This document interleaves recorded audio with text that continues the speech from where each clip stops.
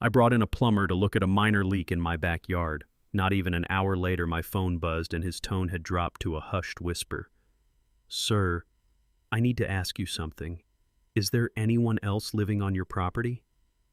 My hand tightened around my coffee cup. "What do you mean?" "There's crying," he said quietly.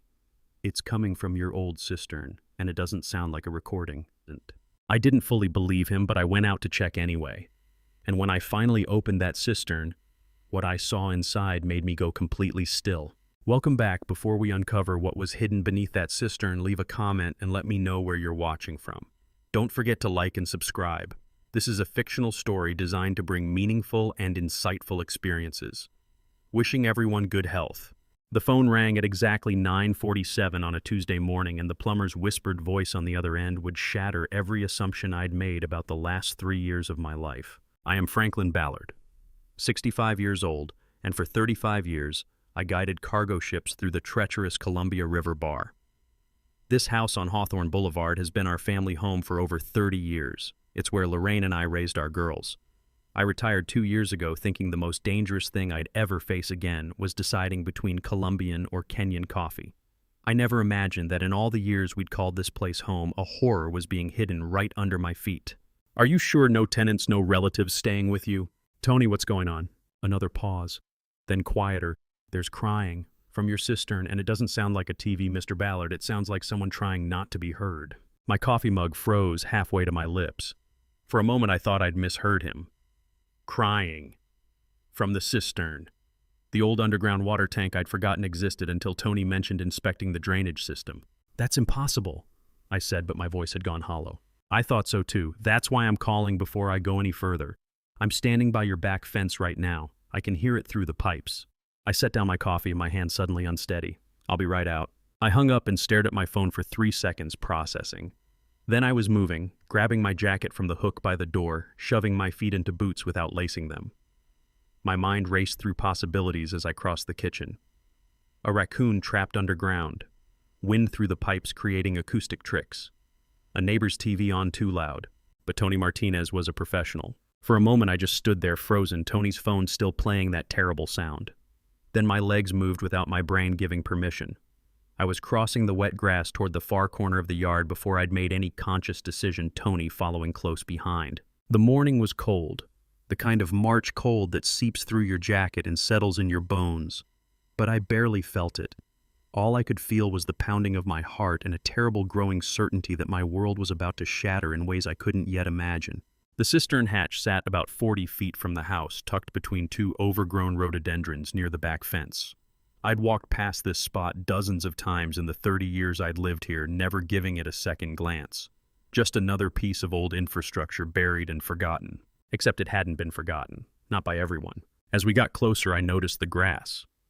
Around the hatch, the lawn was trampled flat muddy from recent foot traffic. The rest of my backyard was reasonably well kept. I paid a service to mow every other week, but this area looked like someone had been walking over it repeatedly, deliberately wearing a path to the hatch. "Someone's been coming here regularly," Tony said quietly, pointing at the ground.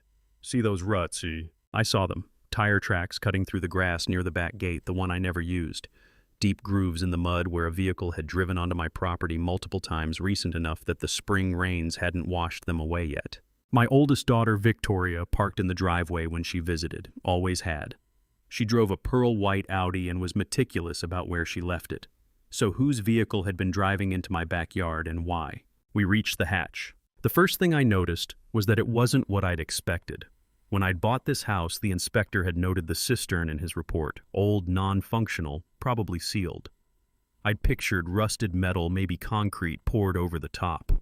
What I was looking at now was industrial-grade steel, gleaming dully in the weak morning light. 4 heavy brackets had been welded to the concrete rim, anchoring a steel cover in place. Through the brackets ran a thick padlock, commercial grade, the kind you'd use to secure a storage unit or warehouse. The welds were clean, professional, rust-free. Tony knelt down beside it, running his hand over the metalwork. "This isn't original," he said. His voice had gone quiet again, that same careful tone he'd used on the phone. "Someone did this recently. These welds are maybe 2-3 years old, and that padlock..."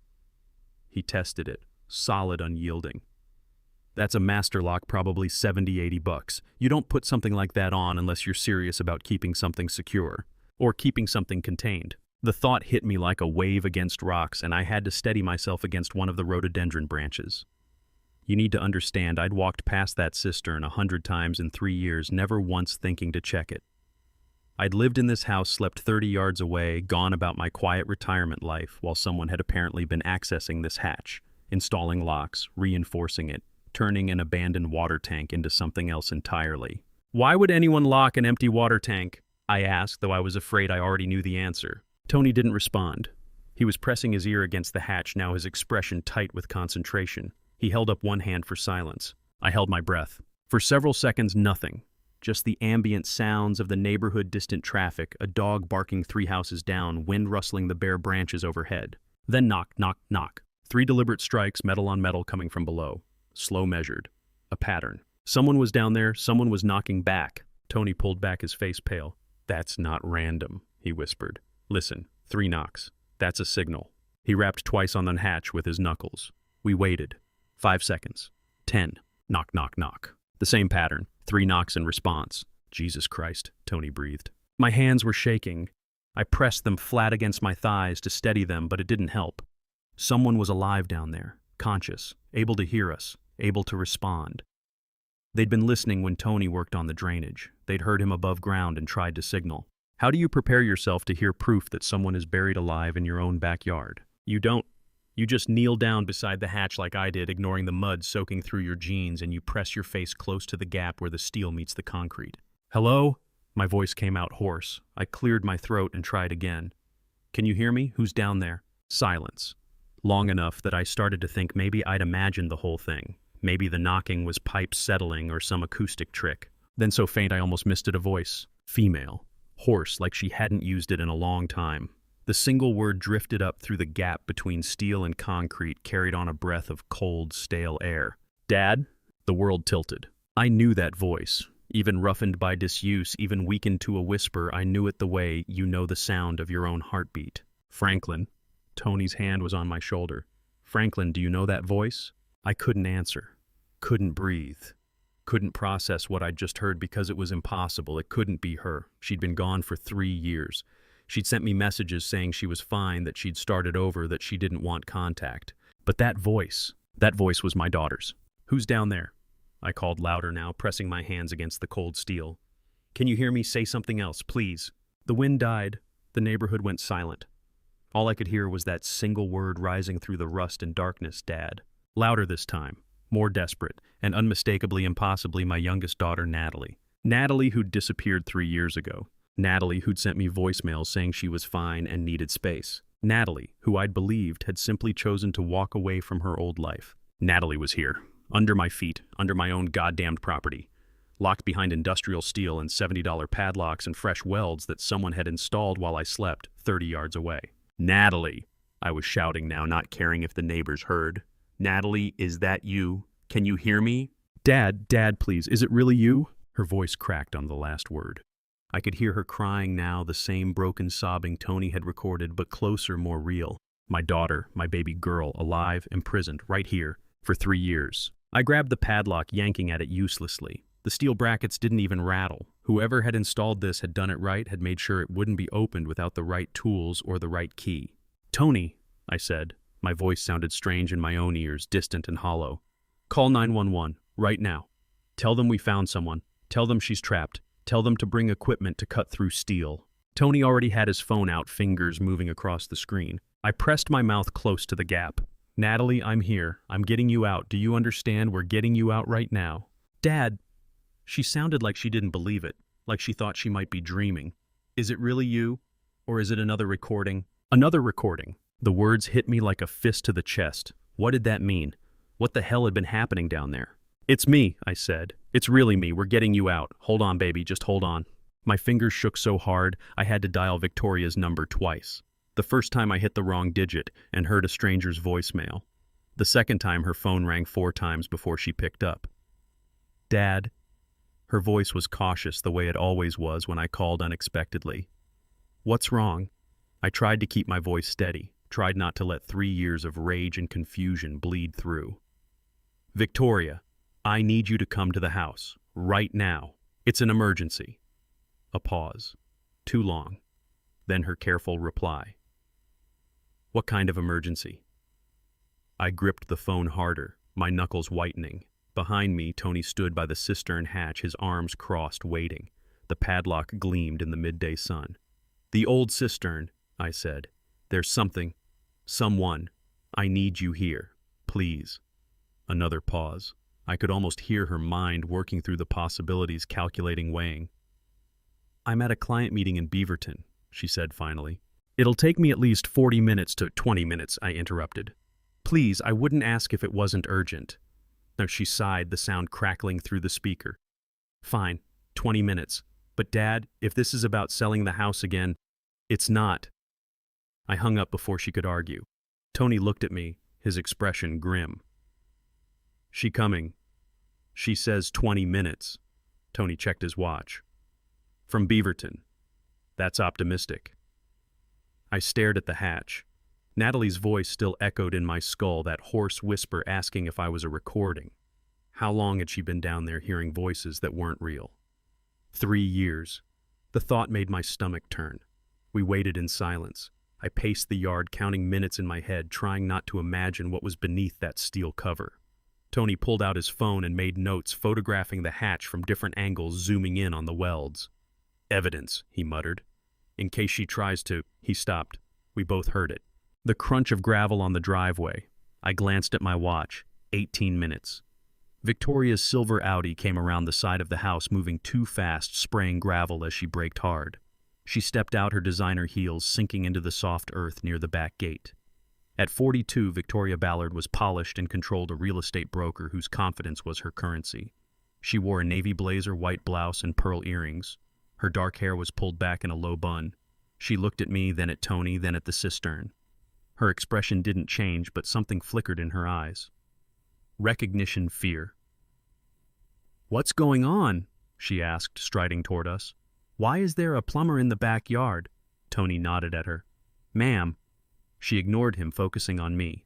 Dad, you sounded frantic on the phone. What's wrong with the cistern? I pointed at the hatch. When was this installed? Victoria glanced at the padlock, the steel brackets, the fresh welds. Her face remained neutral. I don't know. A few years ago, you asked me to handle the property maintenance after Mom died. There were drainage issues. I hired a contractor. Travers Construction, Tony interjected. Victoria's eyes narrowed slightly. Maybe. I'd have to check my records. March 2021, Tony pressed. Does that date sound familiar? Victoria's jaw tightened. I don't keep track of every invoice date. Why does it matter? I stepped closer, my voice low. Because someone is down there, Victoria. Someone crying. We heard her. For the first time, Victoria's composure cracked. Her eyes widened just a fraction before she schooled her features back into calm. That's impossible, she said flatly. The cistern is sealed. It's just an old drainage structure. You probably heard water running through the pipes. Water doesn't cry, Tony said. Victoria turned on him. And who are you exactly? Did my father hire you to... Tony Martinez, he said, pulling a business card from his pocket. I came to check a leak in the basement. Found this instead. Victoria took the card, barely glancing at it. Then you're mistaken. Old houses make strange noises. Thermal expansion, shifting foundations, animals in the walls. I'm sure there's a rational explanation. I couldn't stay quiet anymore. Natalie disappeared in March 2021. Victoria's face went pale. Dad, don't...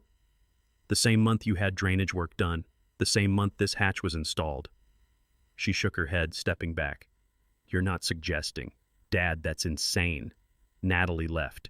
She sent those voicemails. She's fine. You know this. Then explain the crying. I can't explain what I didn't hear. She threw up her hands. Look, I have another client meeting in an hour. I'm sorry I rushed over for this, but if you're going to accuse me of... I'm not accusing. I lied. I just need to understand.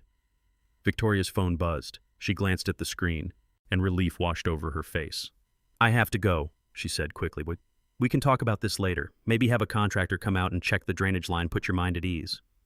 She turned and walked back to her car, her heels clicking against the concrete path. I stood frozen at the cistern hatch long after Tony's truck disappeared down Hawthorne Boulevard. my hand still gripping the cold steel padlock as if holding on could somehow rewind the last hour and prove I'd imagined everything. But the 3 knocks still echoed in my skull, and that hoarse whisper Dad clung to my ears like a ghost I couldn't shake. My legs wouldn't move. My breath came shallow and fast. Because if that voice really belonged to Natalie, if my youngest daughter was somehow alive and buried 12 feet beneath this moss-covered concrete, then everything I'd believed for 3 years was a lie. And I needed to understand how I'd been fooled so completely. The flashback hit me without warning, pulling me backward through time like a riptide I couldn't fight. March 16th, 2021, 3 years and 2 weeks ago. I'd been home for exactly 4 days after a month-long contract piloting a container ship through winter storms off the Columbia Bar, exhausted to my bones and still grieving Lorraine's death from 5 years earlier. The house felt too quiet without her, too empty, and I'd spent those 4 days wandering rooms that smelled of dust and loneliness. Then Victoria called me into the kitchen that Tuesday morning with a face I'd never seen before, pale, shaking, her hands trembling as she poured coffee she didn't drink. "Dad," she said, her voice breaking on the single syllable. "Natalie's gone. She left last night." I remember setting down my mug so carefully it didn't make a sound, my heart already dropping into my stomach. "What do you mean, gone?" Victoria handed me a handwritten note on Natalie's stationery. 3 sentences in handwriting that looked close enough to my daughter's to pass. "I can't do this anymore. I need to start over somewhere no one knows me. Don't look for me. I'm happier this way." The words blurred as I read them twice, 3 times, searching for proof they were fake, but Victoria filled the silence before I could speak. "She packed 2 suitcases last night after you went to bed. Her boyfriend Ethan picked her up around midnight. I heard his car. She told me last week she wanted to leave Portland, start fresh in California, but I didn't think she'd actually go without saying goodbye." Ethan. I'd never met any boyfriend named Ethan, never heard Natalie mention him, but I'd been at sea 70% of the past 3 years, and my daughters were adults living their own lives. Victoria showed me Natalie's empty closet, the gaps where clothes had hung the missing toiletries from her bathroom. "She's 21, Dad," Victoria said quietly. "Legally, she can go anywhere. And honestly, after Mom died, I think she's been struggling. Maybe this is what she needs." I wanted to call the police, file a missing person report drive to every bus station and airport in Oregon, but Victoria talked me down with logic that made terrible sense. "Natalie's an adult. She left a note. She took her things. The police won't treat this as an abduction. They'll say she has the right to leave, and if we push too hard, we might drive her further away. Give her space, Dad. She'll reach out when she's ready." So I gave her space. I waited. And 3 days later, a text message arrived from Natalie's number. "Hi, Dad. I'm sorry I left without saying goodbye. I needed to do this for me. I'm safe and I'm okay. Please don't worry. I'll call soon." The relief nearly broke me. I texted back immediately. "Where are you? Are you sure you're safe? Can I help?" But her responses came hours apart, vague and distant. "I'm staying with friends in Sacramento. I just need time. I love you." Then voicemails started arriving every few weeks, Natalie's voice telling me she'd found work she was doing. Okay. She needed more time before she could come home. The voice sounded right. A little strained, maybe a little flat, but I told myself she was stressed, adjusting, finding herself. I told myself she'd come back when she was ready.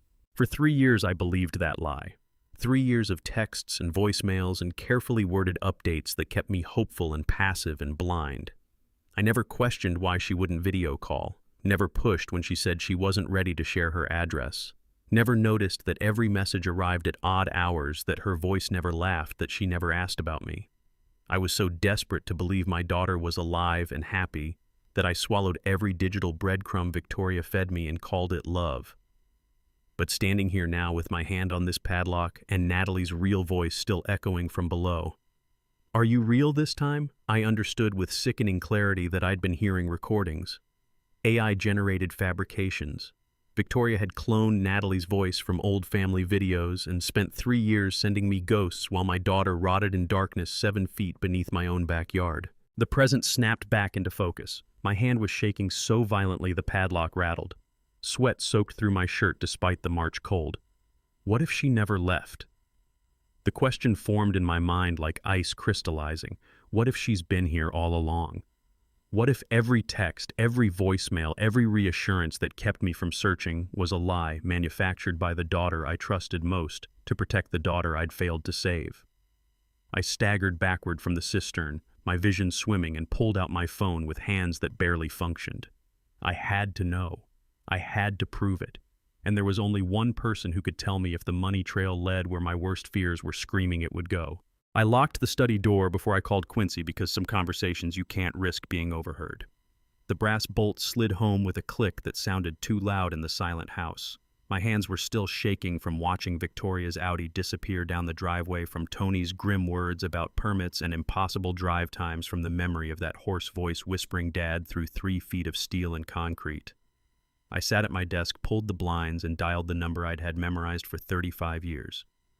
Quincy Rawlings had been my lawyer for 30 years, and my friend for 35, a gray-haired bulldog in a Brooks Brothers suit who'd steered me through Lorraine's death and never charged me a dime. If anyone could help me prove I was losing my mind, or worse, prove I wasn't, it was him. He answered on the second ring. His voice was gravel and cigar smoke. "Quincy," I said, "I need you to treat this like I'm a stranger. No mercy, no sentiment." There was a pause. "Then, Franklin, what happened?" "Tell me everything. Start with the plumber." So I did. I laid it out like evidence at a trial. Tony's call at 9:47, the crying from the cistern, the padlocked hatch with fresh welds, the 3 knocks, Natalie's voice, Victoria's arrival in 18 minutes from Beaverton, her dismissal of the sounds, Tony's permit discovery, the $180,000 storage structure with no drainage paperwork. I kept my voice level, clinical, the way I used to report weather conditions to ship captains. Quincy didn't interrupt once. When I finished, the silence stretched so long I thought the line had dropped. Then he said, "Franklin, where's Natalie's trust fund? Who's the trustee?" The question hit me like a fist. I hadn't even thought about the money. The trust fund. $900,000 from Lorraine's life insurance set up the month before she died, designated for Natalie's future, her education, her business dreams. Victoria was the trustee. I'd signed the papers myself 2 weeks after the funeral, too numb to think. "Victoria managed it," I said slowly. "Why?" Quincy's exhale crackled through the speaker. "I need to run an emergency audit. Don't move. Don't call Victoria. Don't change anything. Act normal. If she's guilty, she's already paranoid. I'll have something by Wednesday morning." The line went dead. "Let me tell you what it's like to realize your daughter might be a monster. The air tastes like copper, and your own heartbeat sounds like an accusation." I sat in that locked study until the sun slanted through the blinds at an angle that told me hours had passed. I couldn't eat. I couldn't think. The only thing I could do was wait. Tuesday night, I stood at my bedroom window and stared at the backyard. The cistern hatch was a dark rectangle in the grass, barely visible under the security light's yellow glow. Every creak in the house sounded like footsteps. Every shadow looked like Victoria returning. I whispered to the glass, "I'm coming, Natalie. Hold on. How do you sleep when your daughter might be dying 20 feet below?" "You don't." I watched the cistern until dawn bled gray across the sky, until my knees ached and my eyes burned. Quincy arrived Wednesday morning at 9 o'clock sharp. He didn't knock. He used the spare key I'd given him years ago, let himself in, locked the door behind him. He carried a manila folder thick enough to be a murder weapon. He spread the contents across my desk without a word. Bank statements, transaction logs, trust documents, highlighted entries in yellow and red. I stood behind my chair, gripping the leather back, afraid to sit. Quincy looked up at me, and his face was the gray of old concrete. "Franklin," he said, "sit down. You need to see this." I didn't sit. "How much is missing?" $630,000. Gone. The room tilted. I grabbed the desk edge to keep from falling. My vision tunneled. 900,000 down to 270. Over 3 years. Victoria had trustee access, full control. How do you measure betrayal in dollars? Is it the 630,000 she stole, or the 180,000 she spent to bury her sister alive? Quincy walked me through it like a forensic accountant dissecting a crime scene. 200,000 to online gambling sites, all under Victoria's login credentials. Timestamps IP addresses her laptop. 150,000 in cash withdrawals from ATMs across Portland, never deposited anywhere legitimate. 100,000 wired to an LLC registered to someone named Sienna Emerson. I'd never heard the name. "And this," Quincy said, sliding a single page toward me. "This is what you're looking for. Travers Construction, $180,000. Paid March 15th, 2021. My mouth went dry. "What does that buy?" Quincy's jaw tightened. Underground work, ventilation systems, structural reinforcement, soundproofing, custom steel fabrication. He tapped the invoice. The work order says cistern conversion, March 15th. 2 weeks after Natalie vanished. Victoria had already broken ground. I stared at the paper. The letters blurred. My hands were shaking so hard the page rattled. Travers Construction. Underground cistern conversion ventilation reinforced hatch. $180,000. The date glared at me in bold print, March 15th, 2021. I thought about Natalie's voice, hoarse and broken, asking if I was a recording. I thought about Victoria's face when she saw the hatch that flicker in her eyes before the mask came down. I thought about my wife Lorraine dying of cancer, signing over her life insurance to protect our daughters' futures, never knowing one of them would use it to destroy the other. What did Victoria build for $180,000? I knew. I just couldn't say it out loud yet. The knock at 3 o'clock was sharp, rhythmic, and carried an urgency that made my skin crawl. I expected Detective Donovan, but when I swung the door open, I found Eloise Sutton standing on my porch. She was 36, a freelance software engineer who had lived in the Craftsman bungalow 2 houses down for nearly 8 years.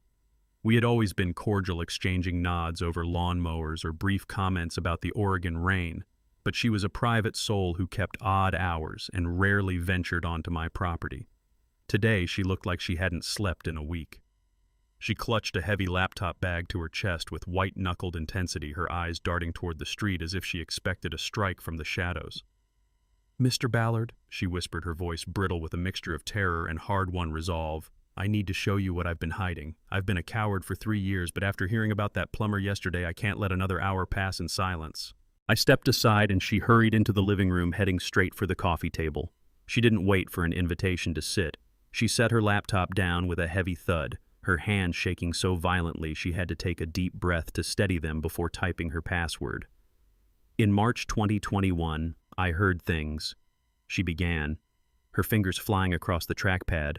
Late-night construction, thumping, the sound of heavy machinery muffled by the earth. I filed an anonymous noise complaint with the city, thinking it was just some unpermitted renovation.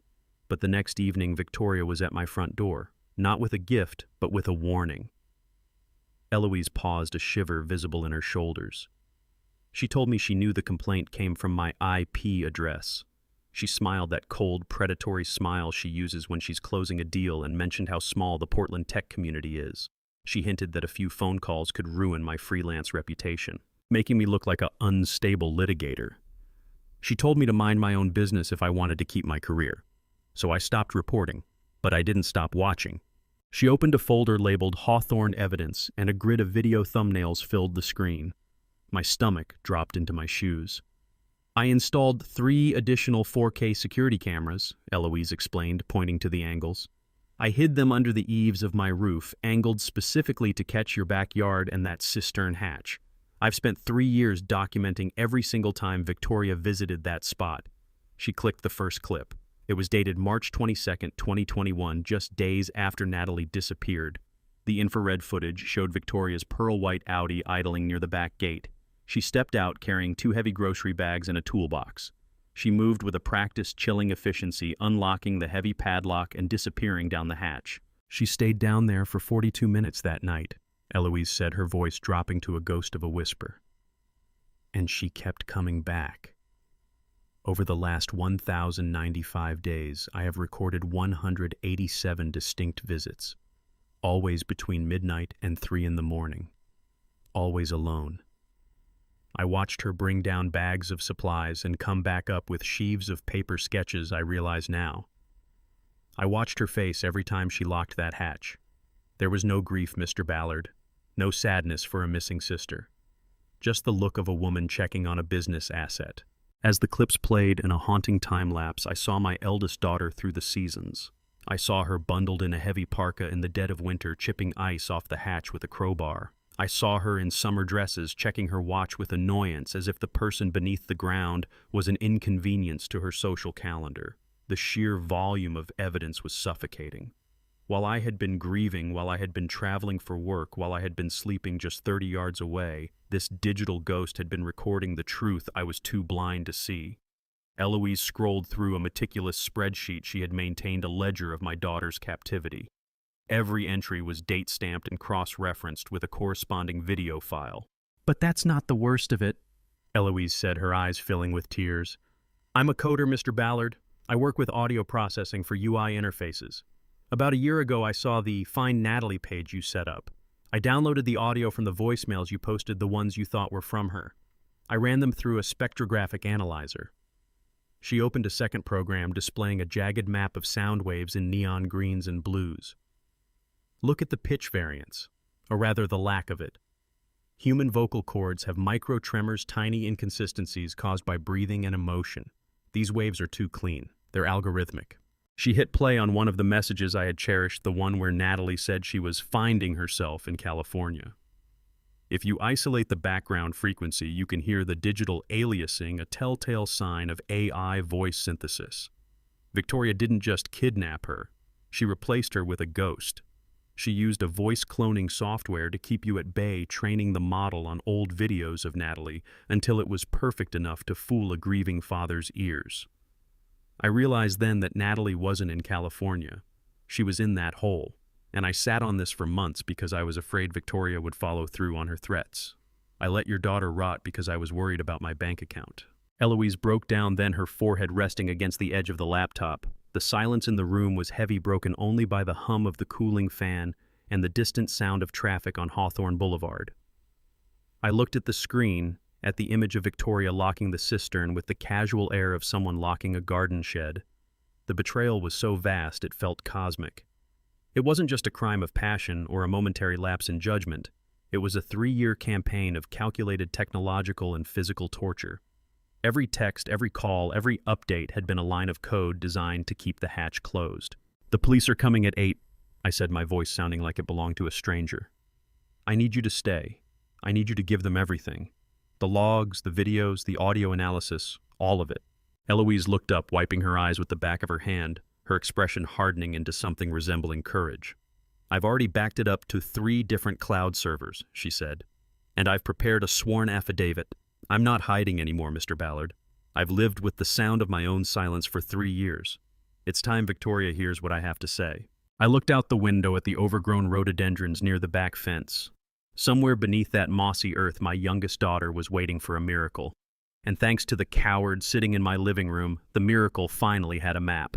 The LinkedIn message arrived Friday at 2:47 p.m. from someone I didn't know. "Mr. Ballard, I have proof Natalie is alive. We need to talk. Today." I stared at the screen, Victoria's frozen face from Eloise's security footage still burned into my mind. Another person claiming to know something about my daughter. I clicked on the sender's profile. Phoebe Mercer, 24 years old, UX designer, Portland State University class of 2022, the same school Natalie attended. My hands hovered over the keyboard. "Who are you?" I typed. "How do you know my daughter?" The reply came in 30 seconds. "Her best friend from college. I've been investigating for 6 months. Stumptown Coffee, 4 p.m. Bring nothing. Trust no one." I arrived at Stumptown Coffee Roasters downtown at 3:55, 5 minutes early. The place smelled like roasted beans and rain-soaked wool, all exposed brick and Edison bulbs. I chose a corner table where I could watch the door. At exactly 4 o'clock, a young woman walked in carrying a laptop bag and scanning the room with the intensity of someone who'd practiced this moment. She locked eyes with me immediately. Phoebe Mercer was 24, fierce-eyed, and carrying a laptop like it was evidence at a war crimes trial. Natalie's best friend from Portland State who'd spent 6 months doing the detective work I should have done 3 years ago. She sat across from me without asking, set her laptop on the scarred wood table and said, "Mr. Ballard, I'm Phoebe. Natalie talked about you constantly." My throat tightened. "You said you have proof she's alive." She opened the laptop, angled it so we could both see the screen. "I never believed she'd just leave. Natalie wouldn't abandon her art. Or you." She pulled up a folder labeled Evidence March 2024. "I've been looking for her since September." "What happened in September?" I asked. Phoebe's jaw tightened. Victoria launched her jewelry line, V. Ballard Designs, high-end pieces, custom metalwork sold through galleries in Portland and Seattle. I saw the collection online and something felt wrong. I leaned forward. Wrong how the designs, Phoebe said. I'd seen them before. Here's what you need to understand about friendship. Phoebe never stopped looking. While I slept 30 feet from my daughter's prison, this stranger refused to believe the lie. She clicked through files, opened a photo album. These are pictures I took of Natalie's sketchbooks in 2019 and 2020. We were roommates. She'd show me her designs every week, ask for feedback. I looked at the screen. Pencil sketches on graph paper, intricate jewelry designs with notes in Natalie's handwriting. Asymmetrical earrings, layered necklaces, bracelets with organic curves. Phoebe opened a second window side by side with the sketches. This is Victoria's collection. Published September 2023. I stared at 12 split-screen comparisons. On the left, Victoria's polished product photos, professional lighting. Jewelry displayed on black velvet. On the right, Natalie's rough sketches from years earlier. The designs were identical. Same curves, same gemstone placements, same asymmetrical elements. Natalie's distinctive style stolen and monetized. You think Victoria stole Natalie's designs? I asked, though I already knew the answer. Phoebe's eyes were hard. I don't think. I know. 12 designs. 12 perfect matches. These photos are from 2019 and 2020 before Natalie disappeared. Victoria claimed these were her original creations. She's been selling Natalie's soul for 3 years, Phoebe said. I stared at the split-screen Natalie's sketch from 2019 on the right, Victoria's $3,200 bracelet on the left, and wanted to burn the world down. How did you find me? I asked. Phoebe closed the laptop slightly. I've been trying to trace where the designs originated. Dead ends everywhere. Then last Tuesday, a plumber's emergency call made the local news. Man discovers crying from underground cistern. Hawthorne Boulevard address. I put it together. My hands were shaking. I gripped the edge of the table. What else do you have? Phoebe opened the laptop fully again, pulled up a new image. A silver bracelet with cascading leaf motifs, delicate veins etched into each leaf. Victoria's signature piece. Sold for $4,200. Look closer, Phoebe said, zooming in on one leaf. The veins formed a shape, subtle, almost invisible, unless you were searching for it. A letter. An N. She signed it, I whispered. Phoebe clicked to the next design. A necklace with interlocking rings. She zoomed in on the clasp, another N hidden in the metalwork. Then a pair of earrings, the N embedded in a gemstone setting. Then a ring, the N carved into negative space. Every single piece has this. Phoebe said, her voice breaking. She's been screaming for help, Mr. Ballard. In every piece Victoria sells. 12 designs, 12 hidden signatures, 12 silent screams. I traced the N on the screen with one finger, this tiny act of defiance embedded in stolen art.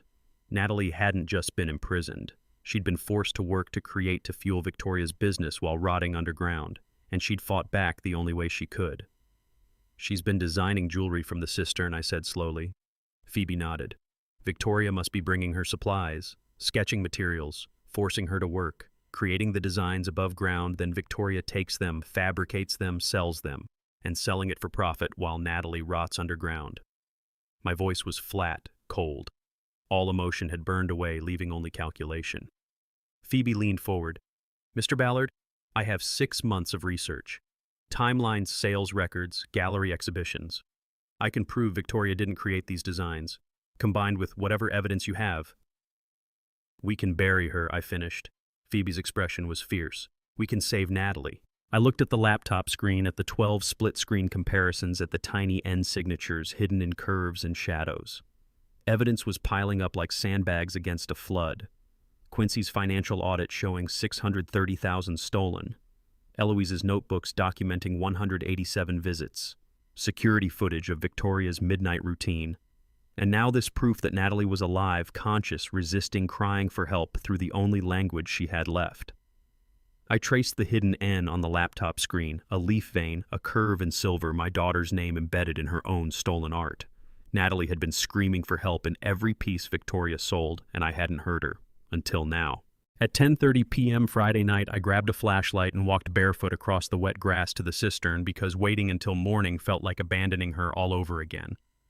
The house was dark behind me. Victoria was at her Pearl District apartment, her Friday night routine, unaware that her world was about to collapse. I'd spent 2 hours staring at Phoebe's laptop screen, at those 12 hidden signatures, at my daughter's silent screams embedded in stolen silver. Now I couldn't breathe inside those walls, knowing Natalie was 20 feet below the backyard. The grass was cold and slick under my bare feet, soaking the cuffs of my jeans. The motion light clicked on as I approached the cistern, and I switched it off at the breaker box mounted on the back fence. Darkness felt safer, more private. The flashlight beam found the hatch, that reinforced steel rectangle with its commercial padlock gleaming dully. I knelt on the concrete pad beside it, the cold seeping through my knees, and set the flashlight down. 3 years.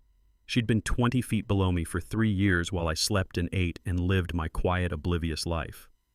I pressed my ear to the steel hatch. The metal was ice against my skin, and for long minutes I heard nothing except my own pulse hammering in my skull and the distant sound of traffic on Hawthorne Boulevard. I closed my eyes and listened harder, straining for any sound from below. Wind rustled through the neighbor's birch tree. A car door slammed somewhere down the block. Then beneath it all, faint enough I thought I'd imagined it breathing, shallow, irregular, the rhythm of someone awake in darkness. Let me tell you what it sounds like when your daughter breathes for the first time in 3 years, like drowning and resurrection in the same moment. My own breathing stopped. I pressed my ear harder against the hatch, ignoring the pain of metal grinding into cartilage. There. Again. Soft inhalations, a slight catch, then exhale. She was alive, conscious, less than 3 feet away through steel and earth and my own 3 years of criminal blindness. "Can you hear me?" I whispered to the hatch. My voice sounded too loud, even as a whisper, like I was shouting into a library. I waited. The breathing below continued unchanged. No response. Maybe she couldn't hear me. Maybe the soundproofing Victoria paid for with stolen money was too effective. Maybe Natalie was too weak, too broken, too far gone to respond to a voice that might be another of Victoria's recordings, another psychological torture. I found a gap where the hatch met its frame, a seam barely wider than a credit card. I put my mouth close to it and tried again. Natalie. The breathing stopped. Completely. 10 seconds of absolute silence that stretched into eternity. My heart seized. Had I killed her with shock? Could a human heart stop from hearing your name after 3 years of isolation? Then I heard it. A sob. Strangled, broken. Rising through the metal like something clawing its way out of a grave. It was her, my daughter, hearing me for the first time in 3 years and unable to speak through the tears. "Natalie," I said again, my voice cracking. "Sweetheart, it's Dad." The sobbing intensified, wordless and raw. I pressed my forehead to the hatch and let my own tears fall onto the steel. "I know," I whispered. "I know you're there. I'm getting you out." For minutes we stayed like that, both crying on opposite sides of a locked door separated by 3 feet and 3 years and one daughter's calculated evil. I could hear her trying to breathe through the sobs, gasping and choking.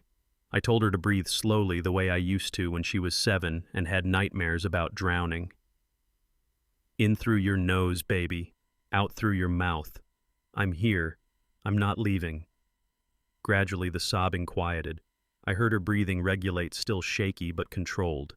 Then so faint, I almost misted a voice. "Dad." 1 word. 3 letters. 3 years. Everything. Natalie's voice rose through the steel gap, hoarse, weak, cracked from 3 years of disuse and dehydration, but unmistakably my daughter alive and asking if I was real. "It's me, baby," I choked out. "I'm here. I'm so sorry." "Is it really you?" Her voice was a whisper, uncertain, terrified. "She made recordings. She played your voice, telling me you knew where I was, that you let her keep me here, that you didn't want me anymore. I can't trust." The words hit like bullets. Victoria hadn't just imprisoned Natalie's body.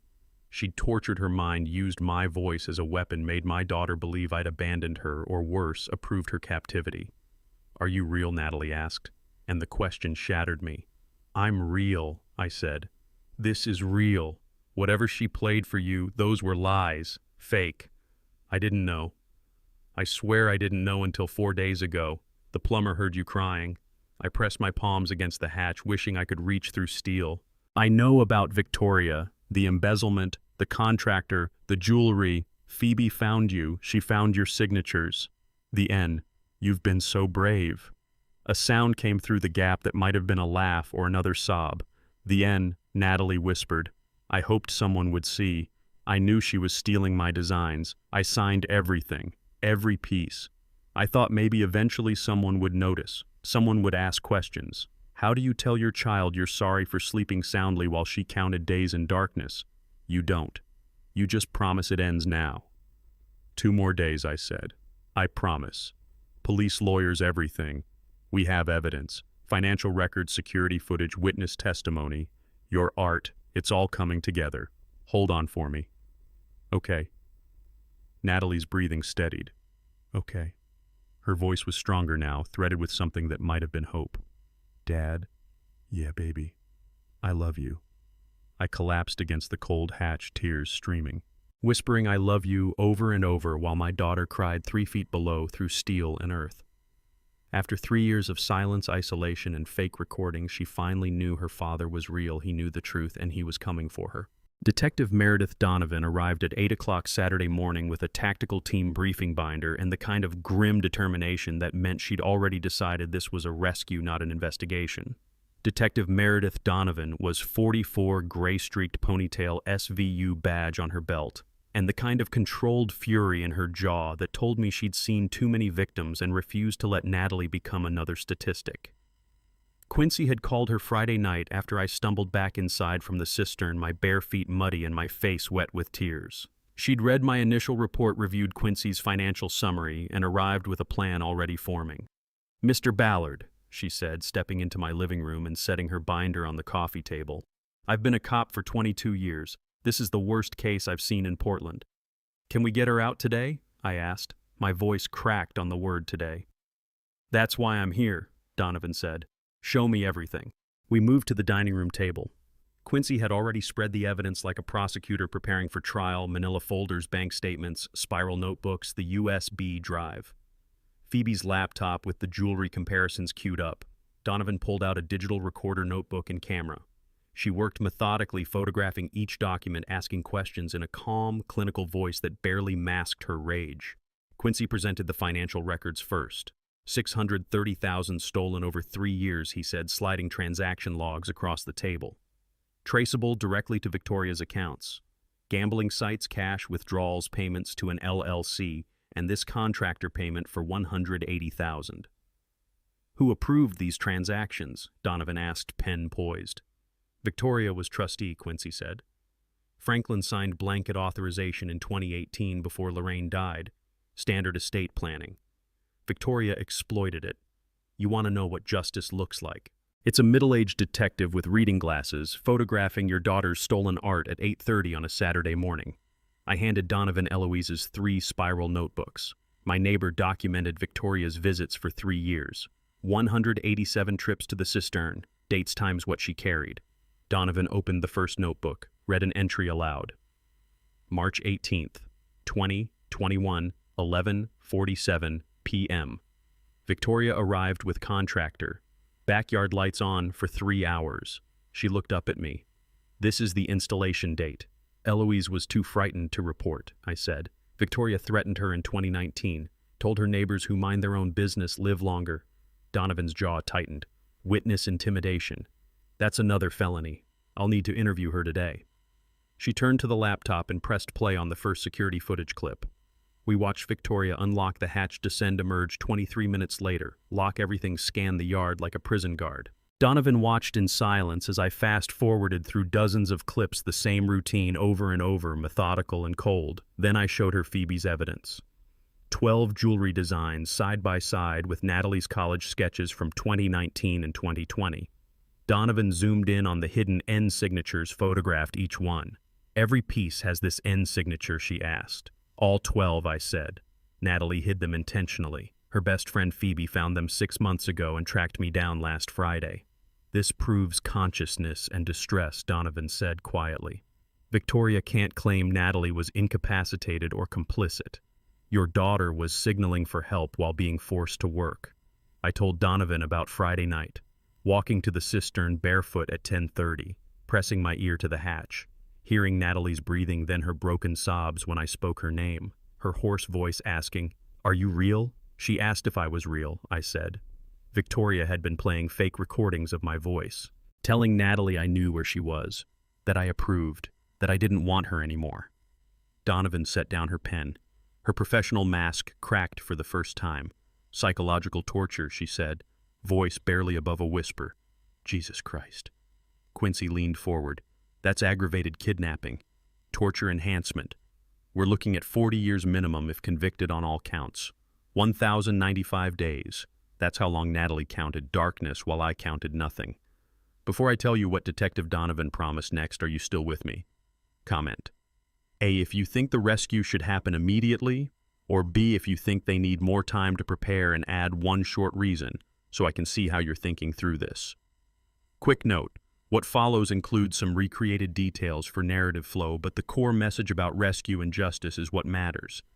If dramatized elements aren't for you, feel free to stop here. Donovan closed her notebook and looked at me directly. Mr. Ballard, I have overwhelming probable cause. Emergency exigent circumstances, financial records, witness testimony, video documentation, art theft evidence, and direct communication with the victim confirming consciousness and distress. Tonight, I whispered. You can get her out tonight. Your daughter has been imprisoned for 1,095 days, Donovan said. We're not waiting another hour longer than necessary. She explained the plan. Search warrant secured within 2 hours. Tactical unit medical team trauma counselor and forensic investigators coordinated by noon. Operation launch at 8 p.m., timed deliberately to Victoria's typical visit schedule according to Eloise's logs. We'll catch her in the act, Donovan said, arriving at the cistern, unlocking it, possibly descending. Eliminates any defense claim. Immediate arrest. Then Donovan's expression softened slightly, and I knew what was coming.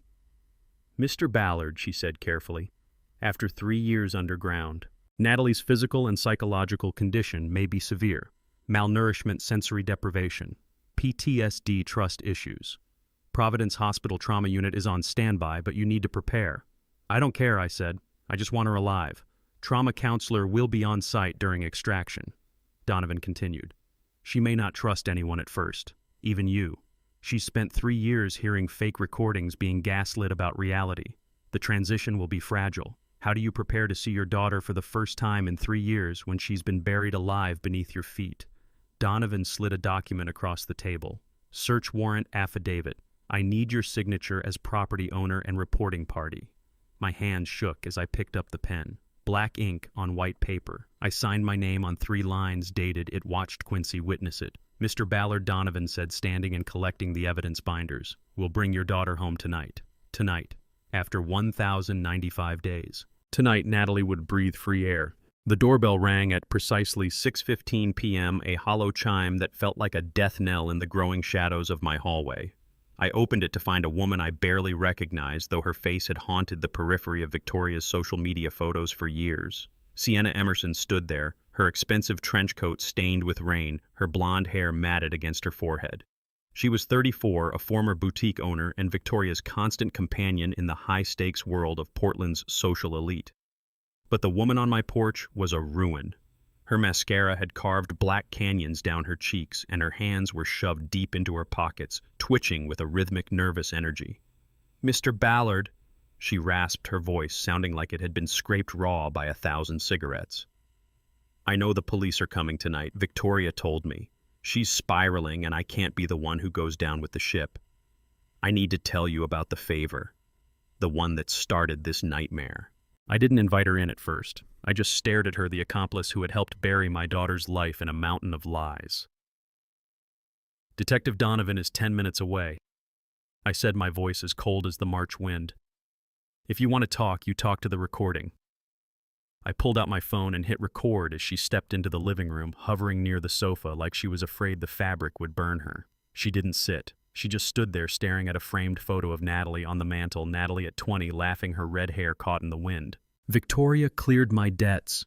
Sienna began, her words tumbling out in a frantic, disjointed rush. "I was deep, Mr. Ballard. $120,000 in gambling debt to people who don't take IOS. They were going to break my legs.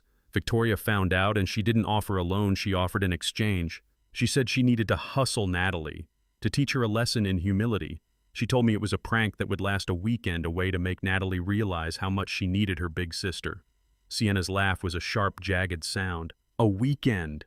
That's what I told myself for 3 years while I watched your daughter rot." She reached into her pocket and pulled out a small silver USB drive, laying it on the coffee table as if it were a live grenade. March 16th, 2021, she whispered. The day of the Forest Park accident. Victoria drugged Natalie's morning coffee just enough to make her drowsy, disoriented.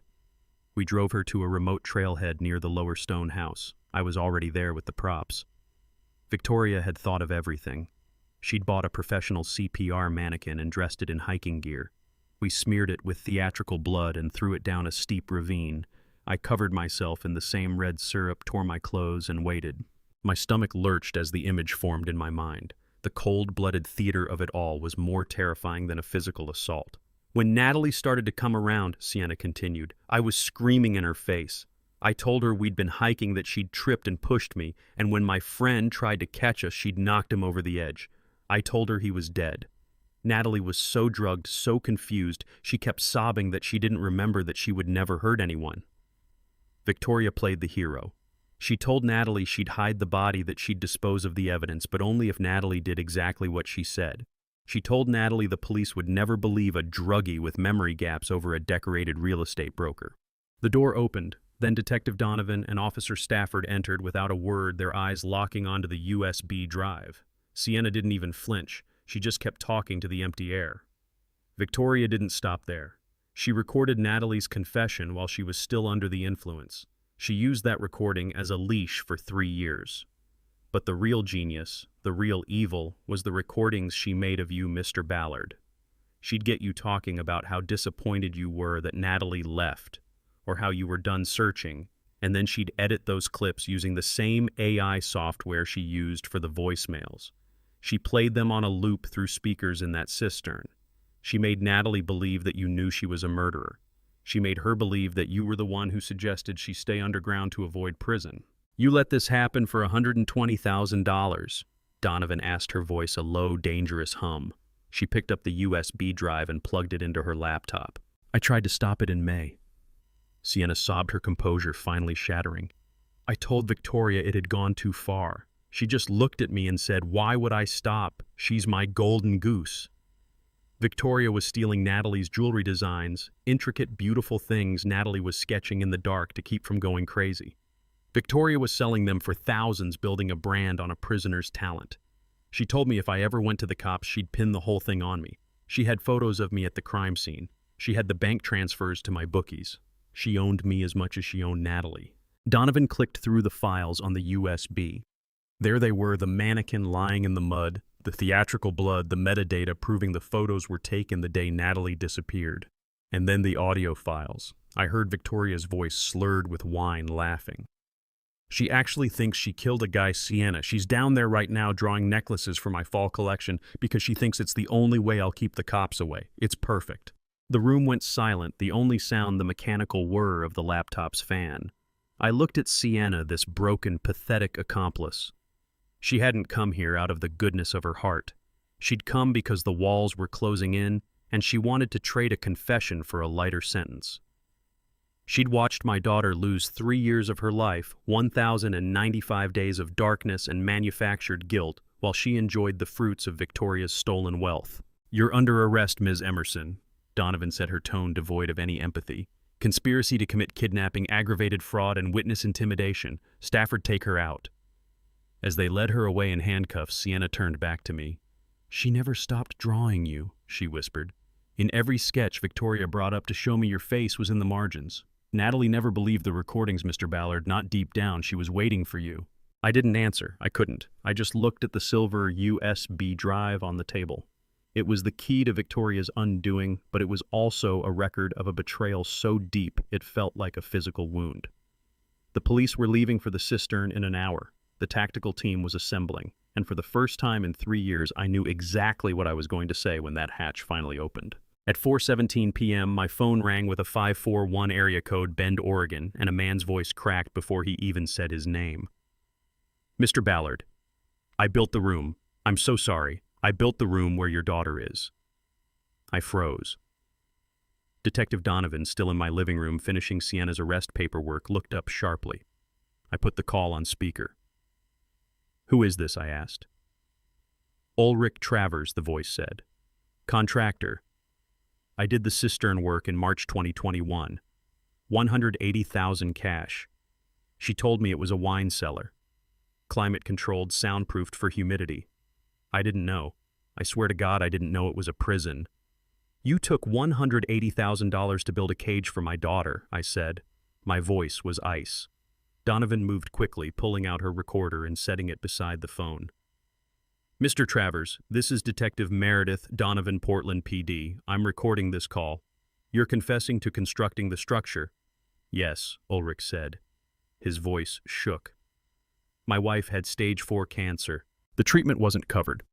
We were drowning in medical bills. Victoria offered cash, no questions, no paper trail. I needed the money. I thought it was legitimate work. Donovan leaned toward the phone. Describe the structure. 14 by 14 feet, Ulrich said. Underground, 7 feet below the original cistern floor. Steel-reinforced door 3 inches thick with electronic keypad lock. I installed a basic code, but she changed it immediately. Soundproofing foam on all interior walls for what she called temperature stability. Basic plumbing, toilet, and sink. Ventilation shaft with electric fan. Single LED overhead light on a timer she controlled.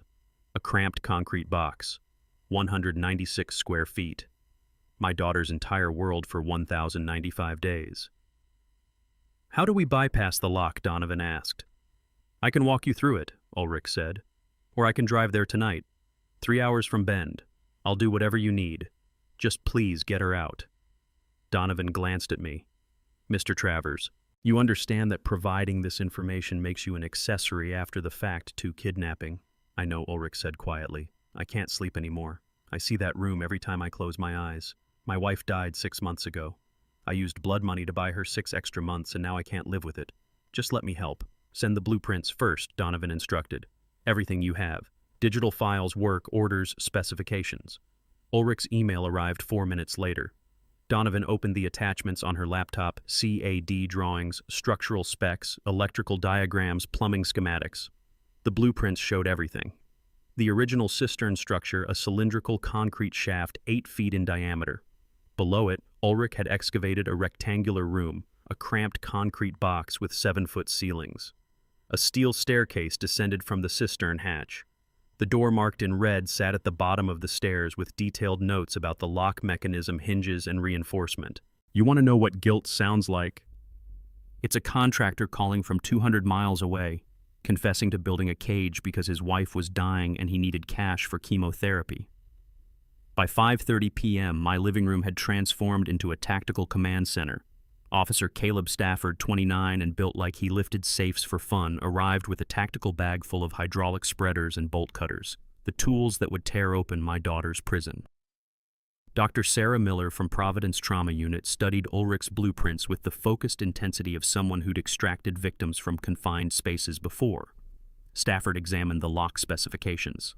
We'll have the hatch open in under 3 minutes, he said. Hydraulic spreader if the padlock resists. Then Travers guides us through the electronic lock or we bypass it mechanically. Dr. Miller traced the ventilation shaft with 1 finger. Confined space for 3 years. Expect severe malnutrition, muscle atrophy. Possible sensory processing issues. We'll need soft lighting and slow movements. Sudden bright light could cause pain or panic. When can I see her? I asked. Dr. Miller looked at me with something like pity. Mr. Ballard, we need to stabilize her first. Medical assessment, hydration, psychological evaluation. You'll see her tonight, but you need to prepare yourself. She may not recognize you immediately. At 7 o'clock, headlights swept across my front window. Ulrich Travers arrived from Bend under police escort. 51 gray-haired shoulders bent under the weight of building a cage for money, the contractor who'd traded my daughter's freedom for his dying wife's chemotherapy. He carried a roll of paper blueprints, the originals like they were evidence at his own trial. He met my eyes as Officer Stafford led him into the backyard. I know you can't forgive me, Ulrich said. His voice was hollow. I can't forgive myself. I just want to help get her out. You built her prison, I said. Now you're going to help tear it down. Detective Donovan positioned Ulrich beside the cistern hatch under Stafford's custody. She handed him a flashlight. Mr. Travers, you'll accompany Officer Stafford to the door. You bypass the lock, then you step back. Medical team enters first. Understood? Understood, Ulrich said. He knelt beside the hatch and unrolled the blueprints on the concrete, weighing down the corners with rocks. He pointed to the lock mechanism diagram. Keypad here. If she hasn't changed the wiring, I can bypass it in 90 seconds. Cut these 2 wires, cross them, the solenoid releases. How do you thank the man who imprisoned your daughter for giving you the blueprints to free her? You don't. You just watch him work. At 7:30, dusk settled over the backyard. The rescue team assembled around the cistern, tactical officers in dark uniforms, medical personnel with equipment bags, trauma counselor with soft-voiced professionalism, Detective Donovan coordinating radio communications, Officer Stafford checking bolt cutters, and Ulrich Travers kneeling over blueprints like a penitent. I stood at the edge of the group, watching the sky fade from blue to purple. Detective Donovan gathered everyone close. Final briefing. We go in at 8:30. That's Victoria's typical arrival time per witness logs. We want to catch her during her routine visit if possible. Quiet approach, careful extraction. Medical team descends first to stabilize the victim. Then we bring her up. Arrest Victoria on contact if she appears. I'm going down there, I said. That's not negotiable. Donovan held my gaze. Mr. Ballard, after 3 years in confinement, your daughter may not recognize you immediately.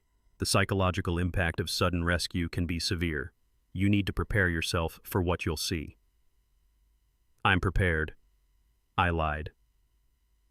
The rescue team gathered at dusk around the cistern hatch, tactical officers checking equipment. Medical team reviewing protocols, Ulrich holding the blueprints to the prison he built. Detective Donovan gave final instructions. We go in at 8:30. Quiet, careful, fast. Let's bring her home. 1 hour until I would see my daughter for the first time in 3 years.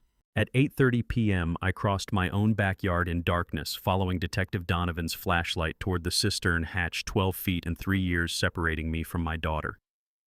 The rescue team moved in silence behind me, Officer Stafford with bolt cutters, Ulrich Travers clutching his blueprints like a condemned man, carrying his own sentence, medical personnel with equipment bags. Flashlights stayed low beams, sweeping grass and concrete, avoiding windows. My heart hammered so hard, I thought everyone could hear it. Donovan stopped at the cistern hatch and raised one hand. The team froze. She pointed Stafford left, Ulrich center, medical team holding position 10 feet back. I stood beside Donovan, staring at the steel hatch I'd walked past for 3 years without knowing. Lights low, Donovan whispered. Silence. Travers, you're up. Ulrich knelt beside the hatch, hands shaking as he pulled a key from his jacket pocket. Original key, he whispered. I kept it. I always kept it. The padlock clicked open and the sound echoed too loud in the night silence. Officer Stafford moved to help Ulrich lift the hatch. Together they pulled. The hinges groaned, metal scraping metal, and the hatch swung open. A wave of cold air rose from below. The smell hit me like a fist, mildew, rust, damp earth, and something worse. Human confinement. 3 years of unwashed air, stale breath, fear and despair rising from a hole in the ground. My stomach turned. I pressed my hand over my mouth. Hatch is open, Stafford said quietly into his radio. 12-foot drop. Ladder secure. I looked down into blackness. My flashlight beam found a metal ladder bolted to the brick wall, descending into darkness. 12 feet. 12 feet of earth and darkness between a father and daughter. For 1,095 days. Detective Donovan clipped her radio to her belt and tested the ladder with one boot. Clear, she called up. Ladder secure. Medical team hold position until we confirm. She descended, her flashlight beam sweeping the chamber below. Stafford followed, his tactical boots ringing on metal rungs. I'm coming down, I said. Mr. Ballard, Donovan called from below. Wait for clearance.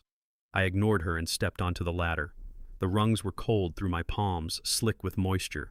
I descended into darkness, the smell intensifying with every step. My boots hit concrete 12 feet below my backyard, and I swept my flashlight across the chamber.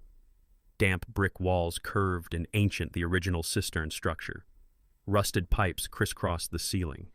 Puddles of stagnant water pooled in corners. Newer concrete patches covered sections of brick where Ulrich had reinforced the structure. And 10 feet ahead, set into a concrete wall, a steel door. 3 inches thick, industrial grade, with a glowing electronic keypad. There, Stafford said, pointing his flashlight at the door. Steel door, keypad lock. Travers, we need that code. Ulrich descended the ladder. Blueprint tucked under one arm. He moved toward the door like he was walking to his own execution. His flashlight beam shook as he examined the keypad. "Master bypass code," he said. 6 digits. I remember. I always remembered. From beyond the door, faint, barely audible a whimper.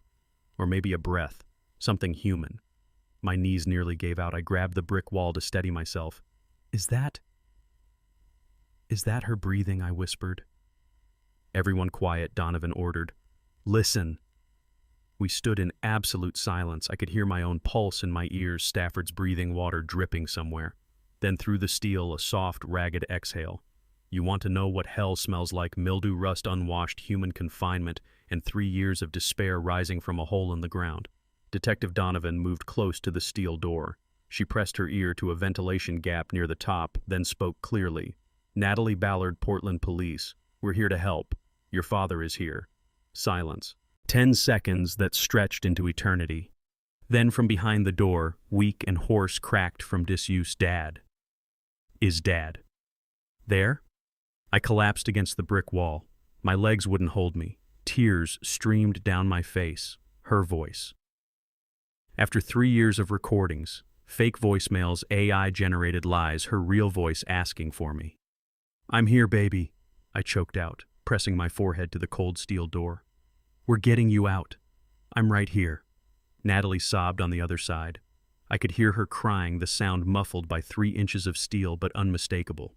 Relief and disbelief and 3 years of isolation breaking in a moment. "How do you tell your daughter she's not imagining rescue when her sister spent 3 years teaching her that hope is a lie?" "Baby, we're opening the door," I said through tears. "You're safe. It's over. The police are here. Medical team is here. We're getting you out right now." "Is this real?" Natalie's voice was so weak, so broken. "Are you real this time?" My heart shattered. Victoria had played recordings of my voice, told Natalie I knew where she was, that I approved, that I didn't want her. And now my daughter couldn't trust that I was real even as I stood 3 inches away promising rescue. "I'm real," I said, pressing both palms flat against the steel. "This is real. Detective Donovan is here, Portland Police. We have evidence, witnesses, everything." "Victoria can't hurt you anymore." Natalie sobbed harder. I heard her body hit the door from the other side like she'd collapsed against it the way I had. We were separated by 3 inches and an ocean of trauma. Detective Donovan signaled upward. "Medical team descend. Extraction imminent." She looked at Ulrich. "Master code." On my signal. Ulrich positioned himself at the keypad, fingers trembling over the numbers. Officer Stafford readied bolt cutters as backup. I stayed pressed against the door, whispering to Natalie. I told her about Tony the plumber hearing her crying, about Quincy discovering the embezzlement, about Eloise's notebooks, about Phoebe finding the hidden N signatures, about Sienna's confession, about Ulrich's blueprints. I told her everything so she'd know this was real, that rescue wasn't another of Victoria's lies. "Baby," I said, "when this door opens there will be bright lights. Medical team will check you over. It might be overwhelming, but I'm right here. I'm not leaving. I won't let anyone hurt you." "Okay, okay," Natalie whispered. "Then Dad, I love you." I pressed my forehead harder against the steel tears falling freely. "I love you, baby. So much. Always." Ulrich looked at Detective Donovan. "Master bypass code ready. On your signal." Franklin gripped the cistern wall, tears streaming, whispering, "I'm here, baby. We're getting you out through the steel door." On the other side, Natalie sobbed in relief and disbelief, asking if he was real. Ulrich's fingers hovered over the keypad, "Master bypass code ready." 1 button press, and the door opens. The steel door swung open and I stepped into my daughter's tomb, her world of shadows of concrete hell lit by a single dim LED, where Natalie had counted 1,095 days in darkness. The ceiling pressed down 7 feet above concrete walls on all 4 sides, 14 by 14 feet, exactly as Ulrich's blueprints had shown. But seeing it was different from knowing it. A narrow cot with a thin mattress pushed against one wall. A stainless steel toilet and sink combo institutional prison grade in the corner. A small work table covered with jewelry sketches, drawing supplies, and pencils worn to stubs. Every wall covered in gray soundproofing foam, the kind that swallows screams. The air was suffocating, stale, humid, 3 years of recycled breath and human confinement compressed into 196 square feet, 14 by 14. Her world of shadows. This was her entire world. "Jesus Christ," Detective Donovan whispered behind me. Officer Stafford stepped through the door, his flashlight sweeping the space. Soundproofing, industrial grade. No wonder no one heard her. My flashlight beam moved across the room, taking in the horror inch by inch. Then the beam found her. Natalie huddled in the corner of the narrow cot, 24 years old, but looking 87 pounds of translucent skin stretched over bone hair matted to her waist, eyes wide with 3 years of darkness and disbelief that rescue was finally real. She wore a stained gray sweatsuit, sizes too large, hanging off her skeletal frame like a shroud. Her arms were wrapped around her knees, making herself as small as possible.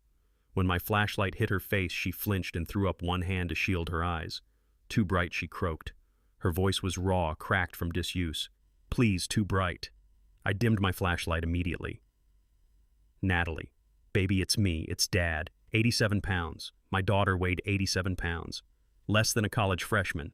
Less than human." She squinted through her fingers, trying to see past the lights. "Dad, real Dad? Not the recording." I stepped forward slowly, hands visible, voice as gentle as I could make it through the tears. "I'm real, baby. I'm here. You're safe now. It's over." Natalie lowered her hand slightly. Her eyes, sunken deep in hollow sockets, tried to focus. She blinked rapidly, unaccustomed to any light brighter than the single dim LED. "Your beard," she whispered. "You grew your beard back, like before Mom died." I touched my face, surprised she could see that detail in the dim light. "Yeah," I said. "Last year." "You remember?" "I remember everything," Natalie said. Then her face crumpled and she reached out one trembling hand toward me. "Are you really here?" I rushed forward slowly enough not to startle her and knelt beside the cot. She touched my face with fingers like bird bones, tracing my jaw, my cheeks, my forehead, confirming I was solid. Real, not another of Victoria's lies. "You found me," she whispered. "I knew you would. I'm so sorry," I choked out. "I'm so sorry it took me so long." Then she collapsed into my arms and I held her. Her body was nothing but angles and bones. I could feel every rib, every vertebra in her spine, the sharp points of her shoulders. She weighed nothing. She sobbed into my chest, 3 years of isolation and terror and hope breaking all at once. I held her as tightly as I dared without hurting her, one hand cradling the back of her head, feeling how fragile her skull was beneath matted hair. "You're safe," I whispered over and over. "You're safe. I've got you. You're going home." Over Natalie's shoulder, Detective Donovan's flashlight moved across the walls, and I heard her sharp intake of breath. "Mr. Ballard," she said quietly. "The walls." I looked up. Every square inch of wall space not covered by soundproofing foam was covered with drawings. 847 pieces of art, I would learn later, rendered in pencil, charcoal, and makeshift materials. Birds dominated eagles, sparrows, gulls, hawks, all in flight wings, spread soaring toward freedom that didn't exist in this tomb. But scattered among the birds, repeated over and over in different sizes and styles, sometimes accurate, sometimes distorted by time and desperation. My face. "You want to know what love looks like? It's 847 drawings of your father's face on a concrete wall, drawn from memory in a tomb, so you don't forget why you're surviving." "I drew you every day," Natalie said weakly, following my gaze. "So I wouldn't forget your face. She said she played recordings of you, said you knew where I was, that you approved, that you gave her permission. I had to remember the real you, so I drew you. You never forgot," I said, staring at hundreds of my own portraits covering the walls. "You never gave up." The door opened wider and Dr. Sarah Miller entered with soft LED lanterns instead of harsh flashlights. She moved slowly, professionally, announcing every action. "Natalie, I'm Dr. Miller. We're taking you to the hospital. You're safe now. Can I check your pulse?" Natalie clutched my hand but nodded. Dr. Miller knelt beside us and began a gentle assessment. Pulse weak but stable. Severe malnutrition, 87 pounds at 5'6". Muscle atrophy. She examined Natalie's eyes with a pen light. Pupils reactive, but sensitivity to light is extreme. 3 years without daylight. We'll need gradual exposure protocols. "Don't leave," Natalie whispered, gripping my hand tighter. "Please don't leave me. I'm right here, I said. I'm not going anywhere. I promise. Dr. Miller continued her assessment, noting vitamin deficiency signs of sensory deprivation, trauma, potential PTSD. Two other paramedics entered with a collapsible stretcher and soft blankets. They moved with practiced care, explaining every step to Natalie, treating her like the fragile survivor she was. How do you carry the weight of 1,095 days of your daughter's suffering? You don't. You just hold her hand and promise never to let go again. As they lifted Natalie onto the stretcher, wrapping her in thermal blankets, I stood and looked around the room one last time. 196 square feet. The narrow cot where she slept and cried and counted days. The institutional toilet she'd used for 3 years. The work table where Victoria forced her to design jewelry for profit. The charcoal gallery of her survival, screaming for help on every wall, birds, and my face, hope and desperation rendered in pencil and charcoal. I'm so sorry I took so long, I whispered. Natalie reached out from the stretcher and squeezed my hand with what little strength she had. You came, she said. Her voice was barely audible but certain. That's all that matters. The paramedics began carrying the stretcher toward the door. I followed one hand, never leaving Natalie's. Detective Donovan stood aside to let us pass, her expression a mixture of relief and rage. As we approached the ladder that would take Natalie back to the surface, back to freedom, I glanced back at the prison one final time. Her world of shadows of hell, the charcoal gallery of her survival screaming for rescue. Above ground, Victoria's 8:30 p.m. visit window was closing. She would arrive soon, unaware rescue had already happened, and Franklin would be waiting. The ambulance sat idling at the end of my driveway, its rear doors open like a sanctuary of white light against the March darkness. I watched through a haze of tears as the paramedics loaded Natalie onto the stretcher, her hand still clutching mine until the very last second when they had to pull away to begin the vitals check. I'm right here, baby, I whispered as they lifted her in. I'm not leaving the property. I stepped back, my legs feeling like lead, and turned toward the street just as a pair of familiar headlights swept across the gravel. It was 9:03 p.m.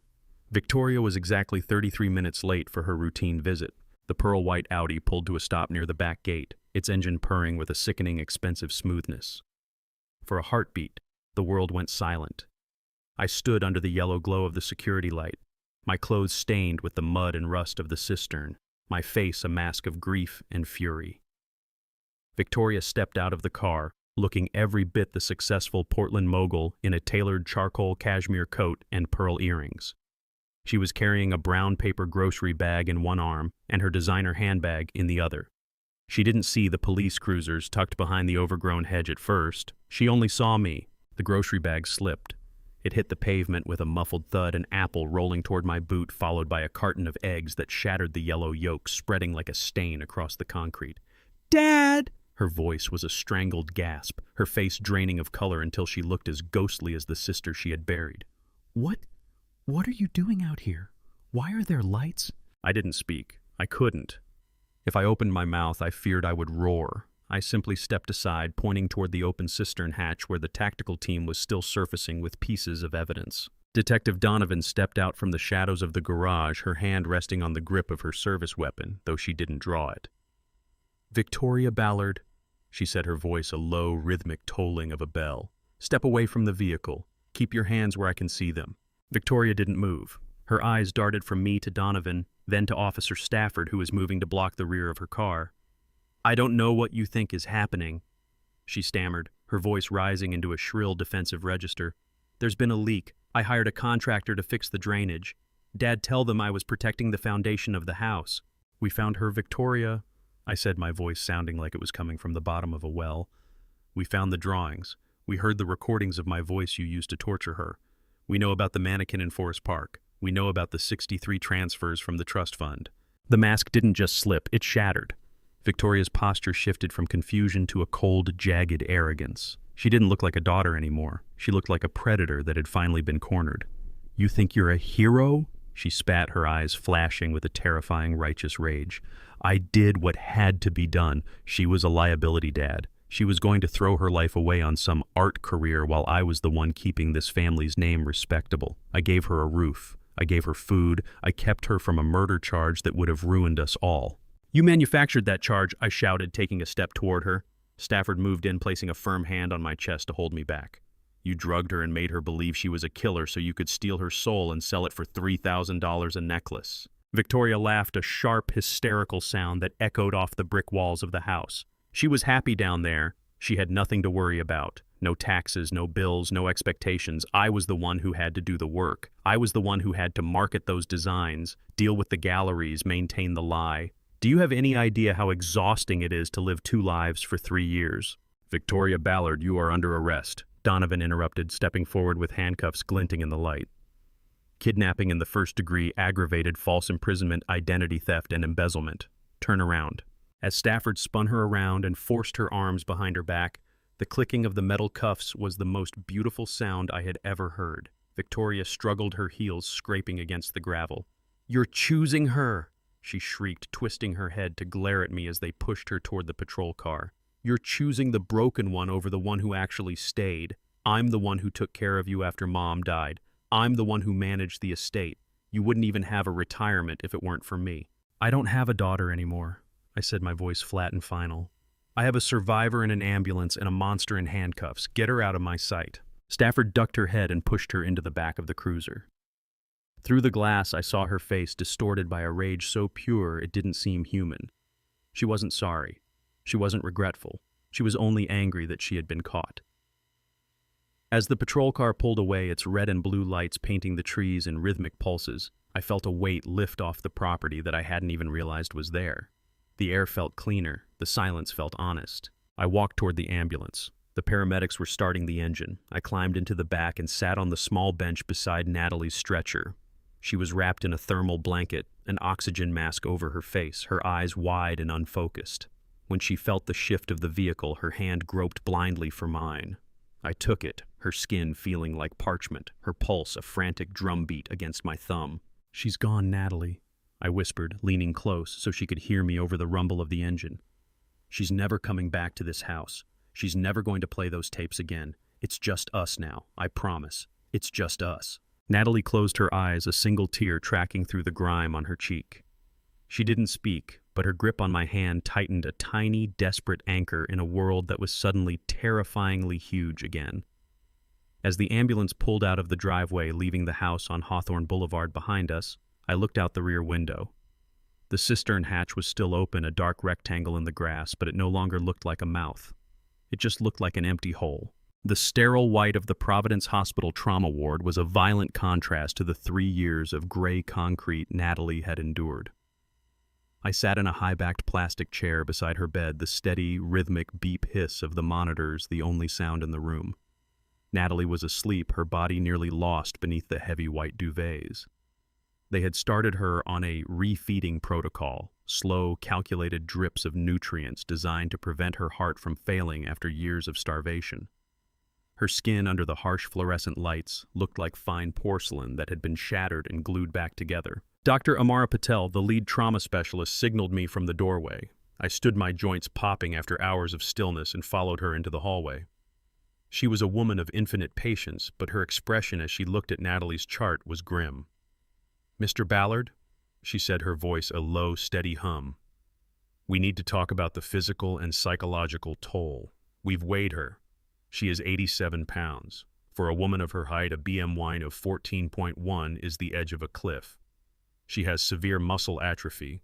Her vitamin D and B12 levels are non-existent, and she has the bone density of someone 3 times her age due to the lack of sunlight." "Can she recover?" I asked, the words feeling heavy in my mouth. "Physically, yes," Dr. Patel said. "With time, physical therapy, and careful nutrition, her body will mend. But the psychological damage is deep. She has been gaslit for 1,095 days. She was told her father hated her, that she was a murderer, and that the world outside was a threat. She is suffering from a complex form of PTSD. She may have dissociative episodes. She may stop trusting you even now if she thinks this is just another elaborate recording." I nodded, the weight of Victoria's cruelty pressing down on me. I went back into the room and took Natalie's hand. Her fingers were ice cold. When she woke an hour later, her eyes didn't find mine immediately. She stared at the ceiling, her chest rising and falling in shallow, panicked bursts. "Natalie," I whispered, "you're in the hospital. You're safe." She turned her head slowly. The terror in her eyes was heartbreaking. "Is it 8 o'clock?" she rasped. No, baby, time doesn't matter here. You can sleep as long as you want. She comes at 8, Natalie said, her voice rising. She brings the jewelry kits. She makes me draw the clasps. If I don't finish 3 designs, she turns off the air fan. I have to finish the designs. Dad, where are my pencils? She started to thrash her thin arms, tangling in the IV lines. There are no pencils, Natalie. There is no fan.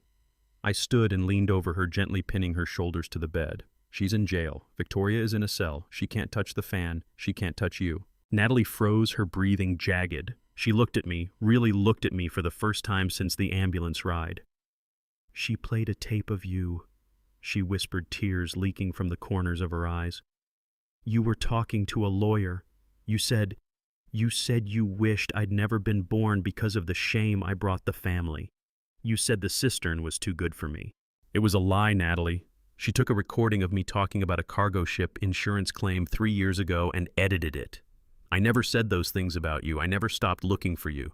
I spent every dime I had on private investigators until Victoria found those fake voicemails and convinced me you were safe in California. I pulled out my phone and showed her a photo, not a recent one, but a picture of the backyard from 2 days ago. It showed the open hatch in the police tape. Look, Tony the plumber heard you. He's a good man. He didn't walk away. And Phoebe, she's the one who realized Victoria was stealing your art. Your end signatures worked, Natalie. You saved yourself. Natalie stared at the photo, her hand trembling as she traced the image of the rusted hatch on the screen. I signed them, she breathed. In the leaf veins, in the negative space. I thought if I died down there, maybe one day someone would buy a necklace and see me. At 10:30 a.m., Detective Donovan arrived. She didn't come to interrogate. She came to bring clarity. She sat on the edge of the guest chair and placed a digital recorder on the rolling meal table. Natalie, she said gently, I need to tell you about Andrew Whitmore. Natalie flinched at the name. The dead hiker. The phantom weight she had carried for 3 years. Donovan hit play on a saved recording. A man's voice came through the speaker, clear, healthy, and very much alive. My name is Andrew Whitmore. I live in Eugene. I've never been to Forest Park in my life. I don't know who Natalie Ballard is, but I heard she's safe now. I'm glad. Natalie didn't move. She didn't sob. She just stared at the recorder as if it were a holy relic. He's alive. He was never hurt, Donovan said. Victoria picked a name out of a local news story about a university graduation and built a ghost out of it. There was no accident. There was no murder. You are innocent, Natalie. You have been innocent since the moment she drugged that coffee. The sound that came out of Natalie then wasn't a cry. It was a long, low moan of 3 years of accumulated guilt finally breaking. She turned into the pillow and wept, not the quiet, terrified sobs of the cistern, but a loud, cathartic release. I held her through it, feeling the tension finally leave her skeletal frame. By the end of the week, the ghost Natalie began to fade, replaced by a woman who was desperately, hungrily trying to reclaim her life. She started asking for real food, solid bread, apples, things she could crunch. She started asking about the trial. She has to pay, Natalie said one evening, her voice stronger than I'd heard it yet. She took my light, Dad. She took 3 years of my breath. I want to be there when they tell her she's never coming back. You will be, I promised. But first we have to get you strong. We have to get those 16 pounds back. We have to teach you how to walk in the sun again. I stayed in that room for 14 days straight. I watched the color return to her face. I watched her draw her first sketch that wasn't of me or a bird, a sketch of the river she could see from the hospital window. It was the beginning of the long road back, a journey measured in calories, therapy sessions, and the slow, painful realization that the world was still there waiting for her. By the 3rd week of April, my life had migrated from the hospital ward to the sterile, fluorescent-lit offices of the Portland Police Bureau. Detective Donovan's desk was no longer a workspace. It was a fortress of paper. She sat behind a stack of manila folders that reached her shoulder, 427 pages of meticulously indexed betrayal. I sat across from her, nursing a cold coffee, watching as she flipped through the forensic reports that would eventually bury my eldest daughter. It's all here, Franklin, she said, her voice gravelly from late-night sessions with the district attorney. Financials, forensics, digital footprints, and the medical trajectory. We aren't just charging her with kidnapping. We're charging her with a systematic erasure of a human being. She pulled a specific file from the middle of the stack, Forensic Document Analysis, Exhibit B. It contained the title transfer for Natalie's 2018 Honda Civic, sold just 6 days after she was moved into the cistern. Dr. Graham Whitaker, A veteran forgery expert had spent 40 hours under a microscope with that single page. He had projected his findings onto the wall for us, a high-resolution scan of Natalie's signature. "Look at the micro-tremors in the upward stroke of the N, Donovan pointed out. Whitaker confirmed it was a slow trace forgery. Victoria didn't just mimic the signature. She placed Natalie's driver's license under the translucent title paper and traced it with a ballpoint pen. The pressure variance was a dead giveaway. She sold that car for $8,000 cash while Natalie was still screaming at the walls of her cell. The financial section of the file was even more staggering. Quincy, my lawyer, had collaborated with a forensic accountant to trace the $630,000 drained from the trust. It wasn't just gambling. Victoria had used $180,000 of Natalie's own inheritance to pay Ulrich Travers for the construction of the cistern conversion. She had literally made Natalie pay for the bars on her own cage. The rest had been laundered through a shell LLC called Sienna Strategic, which then kicked back consulting fees to Victoria's personal accounts to fund her high-rise lifestyle and the Pearl District gallery fees for the jewelry line. It was a closed loop of theft and imprisonment, a parasitic cycle where the victim was the host and the captor was the only one thriving.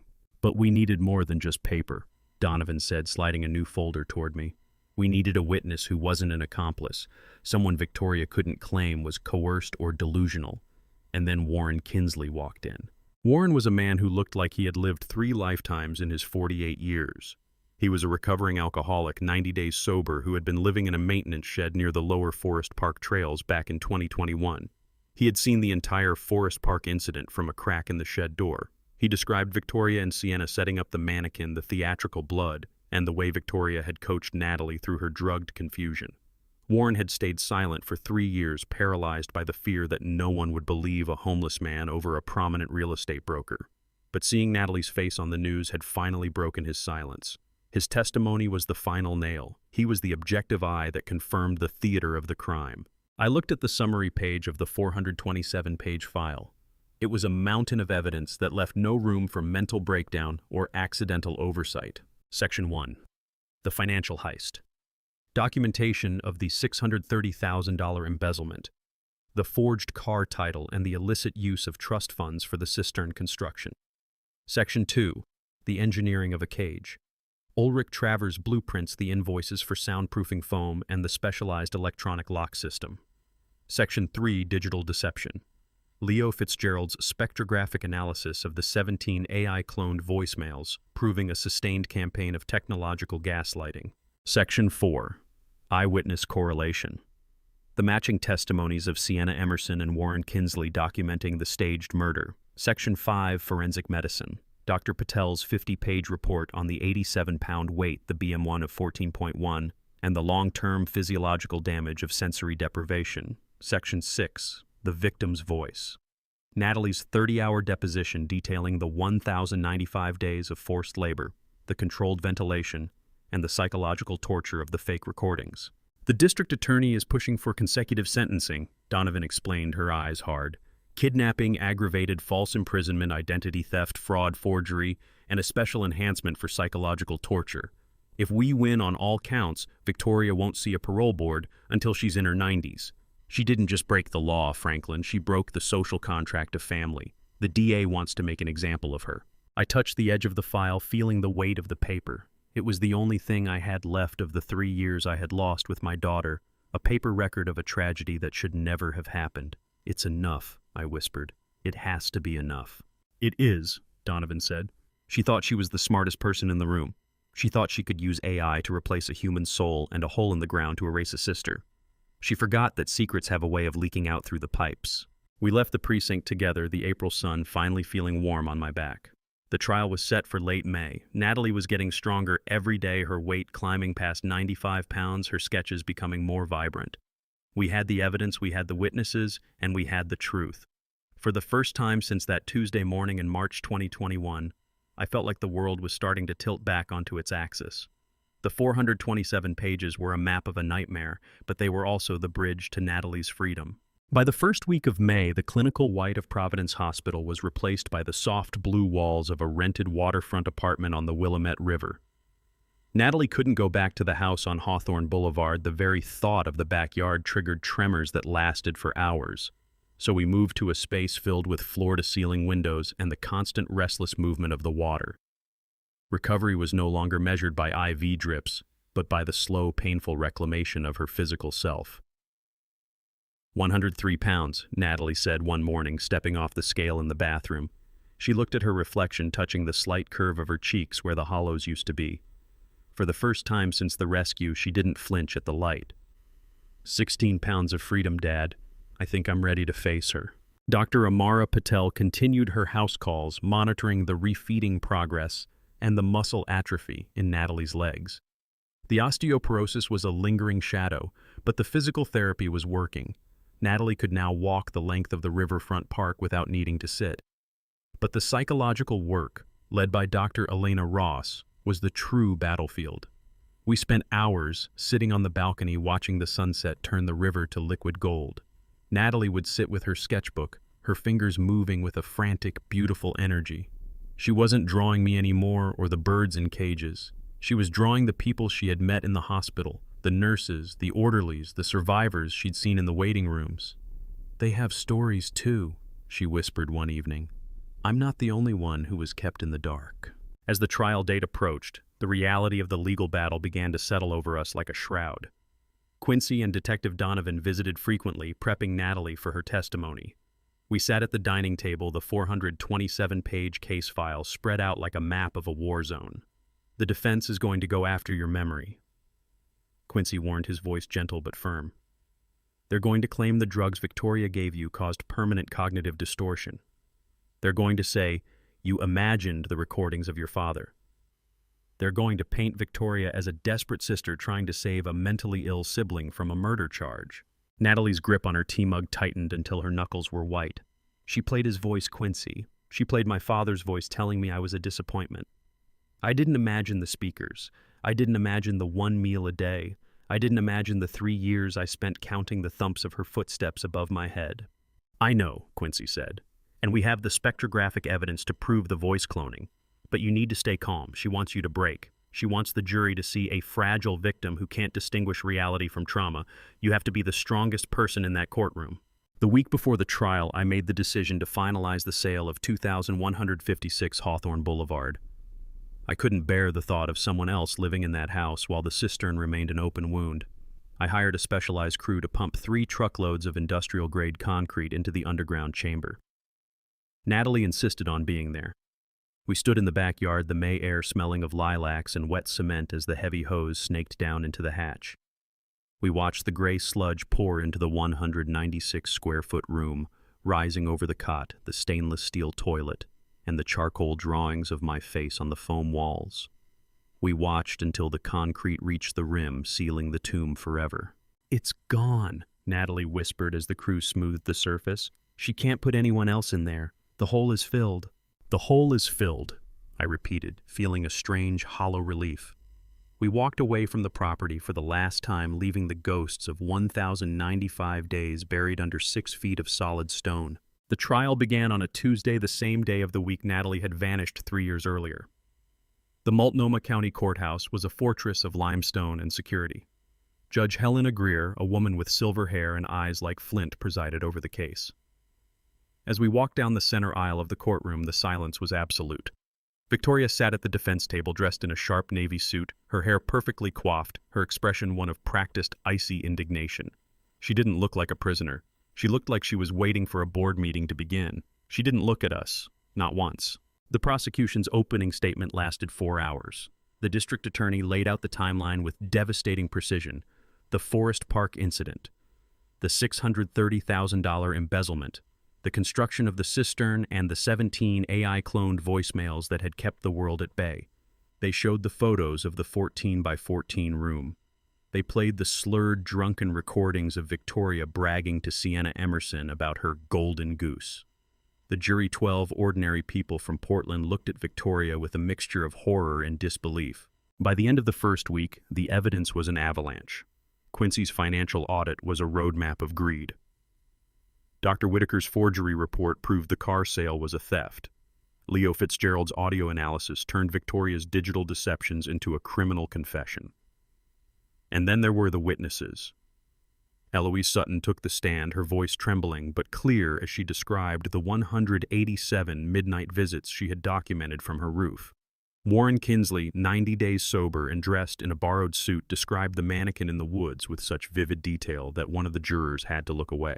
But it was the sight of Natalie sitting at the prosecution table that held the room's gravity. She was no longer 87 pounds. She was a woman who had survived the impossible, her red hair tied back, her eyes fixed on the judge. She was the living indictment of her sister's soul.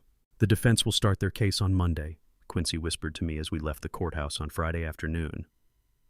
"They're calling a psychiatrist to testify about Victoria's diminished capacity and her delusional belief that she was protecting her family. It's a Hail Mary Franklin. They have no way to explain the 427 pages of calculated planning." I looked at my daughter as we reached the riverfront. She was watching a sparrow hop along the railing, its wings catching the light. "She's not sick, Dad," Natalie said, her voice steady. "She's just cruel. She thought I was a resource, not a sister. And on Monday, I'm going to tell them exactly what it felt like to be her business asset for 3 years." I took her hand, feeling the strength in her grip. The 1,095 days were behind us, but the final battle was just beginning. The jury filed back into the Multnomah County Courthouse at 3:47 p.m. on a sweltering Friday in June. They had been deliberating for exactly 94 minutes, barely enough time for a high-stakes lunch, and the speed of their return sent a ripple of electric tension through the gallery. Natalie sat beside me, her hand a steady, warm weight in mine. She was wearing a simple blue dress, her red hair pulled back, her posture a stark contrast to the hollowed-out ghost I had carried out of that hole 3 months earlier. Victoria sat at the defense table, her navy suit still sharp, but her hands were now visible, trembling as she gripped a gold-plated pen. She still refused to look at us. Judge Helena Greer took the bench, her expression as unyielding as the limestone walls of the courthouse.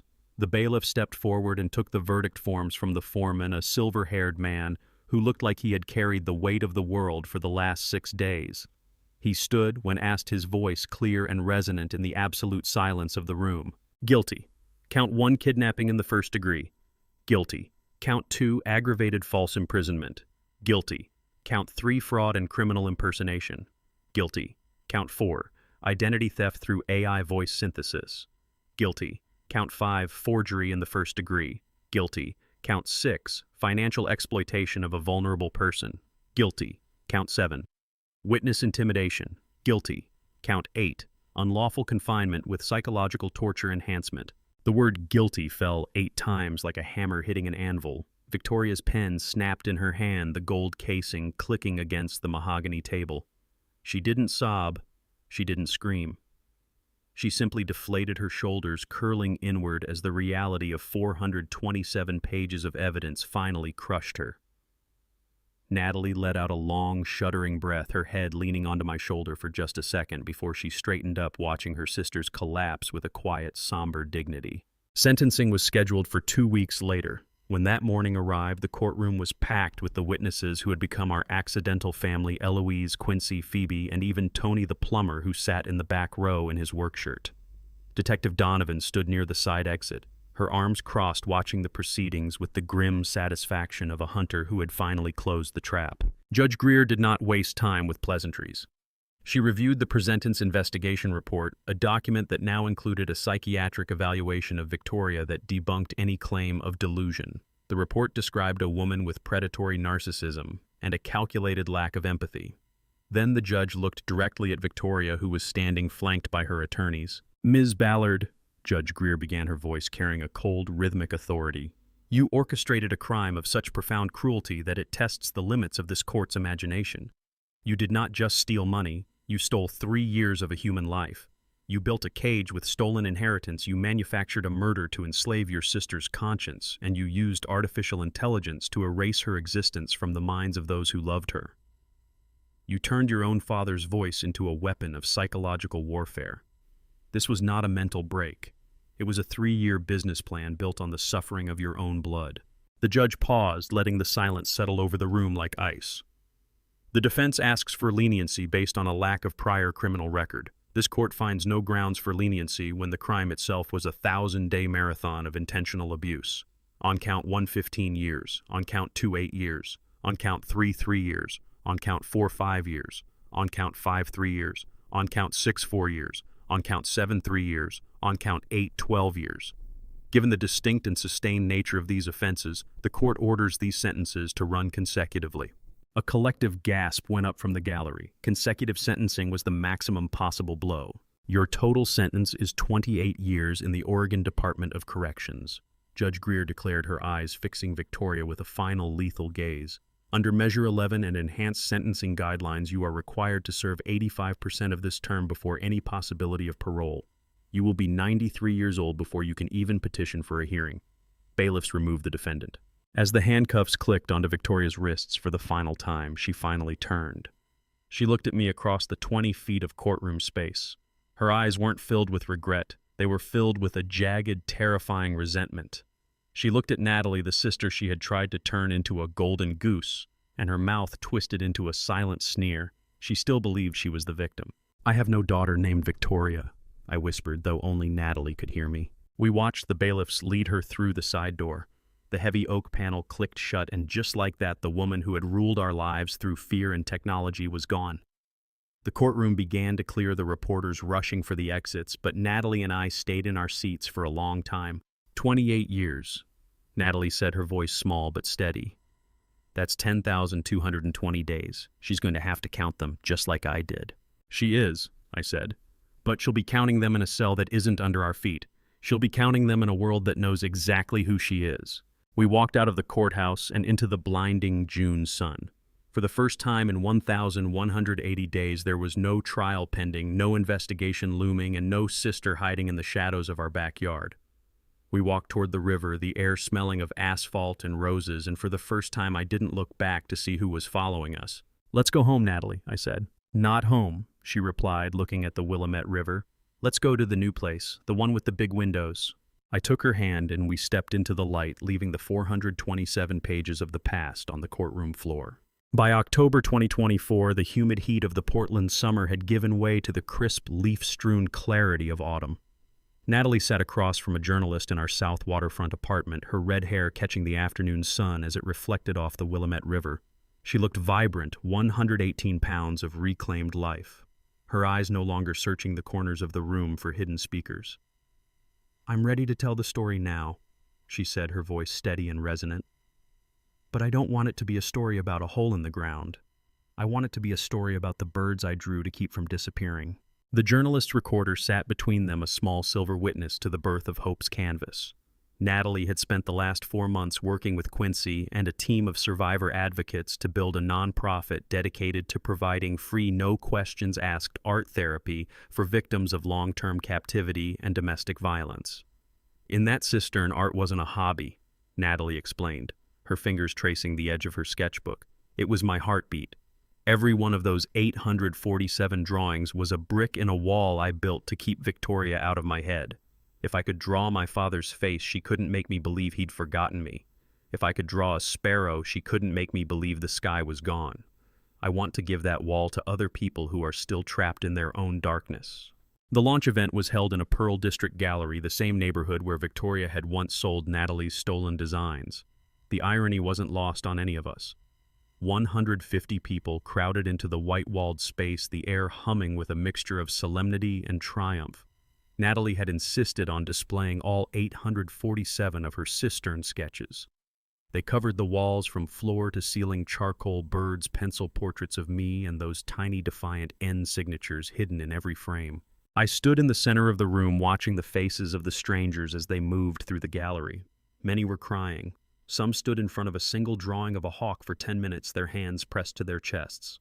Detective Donovan arrived in a civilian coat, looking less like a hunter and more like a proud guardian. She stood beside me, watching Natalie navigate the crowd with a grace that seemed impossible given where she had been 6 months ago. "She's not just surviving Franklin," Donovan whispered. "She's leading. Look at them.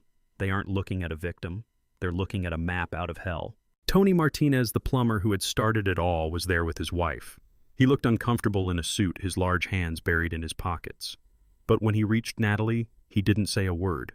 He just took her hand and nodded. Natalie leaned in and whispered something in his ear that made the big man's eyes well up with tears. He had heard a sound through a pipe and chose not to ignore it. That single choice had resulted in this room, these drawings, and the woman standing before him. Phoebe Mercer stood by the refreshment table, her laptop replaced by a glass of sparkling cider. She had been the one to organize the art theft section of the gallery, showing the side-by-side comparisons of Natalie's sketches and Victoria's V. Ballard line. The proceeds from the civil suit against Victoria's estate are going straight into the foundation, Phoebe told a donor. We're turning the stolen profit back into the hands of the artist. It's the ultimate restoration. At 8 o'clock, Natalie stepped onto a small wooden riser at the front of the room. The silence that fell over the gallery was absolute. She didn't use a microphone. She didn't need one. 7 months ago, I was 87 pounds and I believed I was a murderer. She began, her voice carrying to the very back of the hall. I spent 1,095 days in a concrete room 12 feet beneath my father's backyard. I was told I was unloved, that I was a liability, and that my only value was what I could sketch for my captor's profit. But I am standing here tonight to tell you that the dark doesn't get to win. These drawings on these walls, they were my oxygen. They are proof that even when you are buried, you can still grow. She paused, her eyes finding mine in the crowd. Hope's canvas is for the ones who are still waiting for someone to hear them. We are providing the materials, the therapists, and the space for survivors to draw their way back to themselves. Because once you see your own strength on a piece of paper, nobody can ever tell you that you're weak again. The applause didn't start immediately. It was a slow rising tide that eventually became a standing ovation that lasted for 5 minutes. Natalie stood there, her head held high, a survivor who had turned her trauma into a lifeline for others. By the end of the night, the foundation had raised over $60,000 in private donations. As the gallery began to empty, a woman approached Natalie. She was older, with tired eyes and a scarf wrapped tight around her neck. She didn't say her name. She just pointed to a drawing of a sparrow breaking through a wire fence. "I've been in my own cistern for 10 years, the woman whispered. "I think I'm ready to start drawing my way out." Natalie hugged her, a long, fierce embrace between two people who understood a language the rest of the world couldn't speak. I stood by the door watching my daughter, and I realized that the 427-page case file wasn't the end of the story. It was just the prologue. The real story was being written now in charcoal and pencil in the Pearl District and the South Waterfront, and in the lives of every person who walked into Hope's canvas and picked up a brush. "Ready to go, Dad?" Natalie asked, joining me at the exit. She looked tired, but it was a good kind of exhaustion, the kind that comes from hard work, not from fear. "Ready," I said. We walked out into the cool October night, the city of Portland glowing around us. The birds on the gallery walls were still there, their wings spread wide, and for the first time in 3 years, I knew they would never be caged again. March 2025 arrived with a gentle, persistent rain that washed the winter salt from the streets of Portland, marking exactly 1 year since the night the world tilted on its axis. Natalie and I sat at our dining table in the South Waterfront apartment, the floor-to-ceiling windows offering a panoramic view of the Willamette River. We didn't go back to the house on Hawthorne Boulevard to mark this anniversary. That place was a graveyard of memories we had no intention of exhuming. Instead, we sat in the warm glow of our new home, a single candle lit, for Lorraine flickering between us. Natalie looked radiant, 120 pounds of reclaimed life, her copper-red hair cut into a chic bob that danced as she laughed. She was no longer the 87-pound ghost I had carried out of the earth. "1 year, Dad," she said, raising her glass of sparkling water. 1 year of breathing air that doesn't smell like rust and old secrets. "To 1 year," I replied, my voice thick with a mixture of pride and the lingering quiet grief of a man who had almost lost everything. "And to the next 50. The recovery hadn't been a straight line. There were still nights when Natalie woke up gasping, her fingers clawing at the sheets because she thought the single LED on the cistern ceiling had finally burnt out. There were days when she couldn't handle the confined space of an elevator or the sound of a heavy door clicking shut. But those moments were becoming outliers. She was running 3 miles every morning along the riverfront. She was lead teaching art sessions at Hope's Canvas, helping other survivors draw their way out of their own darkness. She was a woman who had been buried alive and decided to spend the rest of her days reaching for the sun. Earlier that week, the final paperwork for the sale of 2156 Hawthorne Boulevard had cleared. I had sold the property to a local land trust that planned to turn the lot into a community memorial garden. The house where I had raised my daughters and mourned my wife was gone, demolished to make room for something that breathed. Before the sale, I had personally supervised the crew that pumped 3 truckloads of industrial concrete into the cistern. It was no longer a room. It was a solid 12-foot block of stone, buried under fresh topsoil where lavender and sunflowers would soon grow. The earth had reclaimed the site of Natalie's suffering, transforming a tomb into a garden. "I saw the update from Quincy today," Natalie said, her expression sobering as she looked toward the river. Victoria's final appeal was denied. Judge Greer's sentence stands, 28 years. I nodded, feeling a cold, heavy sense of finality. Victoria was in a maximum security facility in Wilsonville. She would spend the next 3 thap key in a cell that was ironically more spacious than the one she had built for her sister, yet she was the one truly imprisoned. She still sent letters, bitter rambling pages blaming me for ruining her career and accusing Natalie of being ungrateful for the protection she had provided. I didn't open them anymore. I turned them over to Detective Donovan for the harassment file and focused on the daughter who was sitting across from me alive and whole. "People at the foundation ask me how I survived," Natalie whispered, her fingers tracing the condensation on her glass. "They want to know the secret to staying sane for 1,095 days in a hole.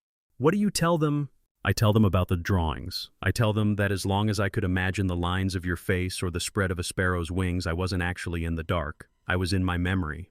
And I tell them that hope isn't a feeling you wait for, it's a discipline you practice. You have to draw it stone by stone until you build a ladder out." She reached across the table and squeezed my hand. Her grip was strong now, the grip of a climber. "But mostly I tell them I survived because I knew my father wouldn't stop listening. Even when you were fooled, even when you were grieving, you were still the man who would walk into a freezing backyard at 2 in the morning because something sounded wrong. You were my anchor, Dad. You always were." I took a shaky breath, looking out at the Portland skyline. I thought about the 427-page case file sitting in a locked drawer in my study, a record of a nightmare we had survived. I thought about the 17 fake voicemails and the 187 midnight visits. I thought about how close I had come to living the rest of my life in a house built on top of a horror. "I learned a lot this year, Natalie," I said. "I learned that evil doesn't always look like a stranger in the dark. Sometimes it looks like your own flesh and blood bringing you groceries. I learned that technology can be a cage, but truth is a floodlight. But the most important thing I learned is that we have to be the guardians of each other. We can't just trust what we see on a screen. We have to look into each other's eyes. We have to hear the real voice." Natalie smiled and stood up, walking to the balcony door. The night air was crisp, smelling of rain and the promise of spring. She pulled out her pocket sketchbook, the one she took everywhere now, and began to draw the lights reflecting on the Willamette. She wasn't drawing birds in cages anymore. She was drawing the river flowing restless and free toward the sea. The story of the cistern was over. The concrete was set, the trial was finished, and the monster was behind bars. What remained was the quiet, steady work of being a family again. It was a journey measured in river walks, shared meals, and the slow erasure of the shadows. As the moon rose over the city, I realized that for the first time in 4 years, I wasn't waiting for a text or a call from a ghost. I was exactly where I was supposed to be, in the light with my daughter. I walked to the balcony and stood beside her, watching the sparrows swoop under the Hawthorne Bridge. They were free, and so were we. Natalie looked at me, her eyes bright with the future, and I knew that no matter how deep the hole, the light always finds a way back to the surface. I used to believe that silence meant peace and trust meant safety. I was wrong. This family betrayal story is not just about what Victoria did, it's about what I failed to see. I chose comfort over questions, hope over truth, and that choice nearly cost my daughter her life. If there is one thing I beg you to remember, it's this: don't ignore the small inconsistencies.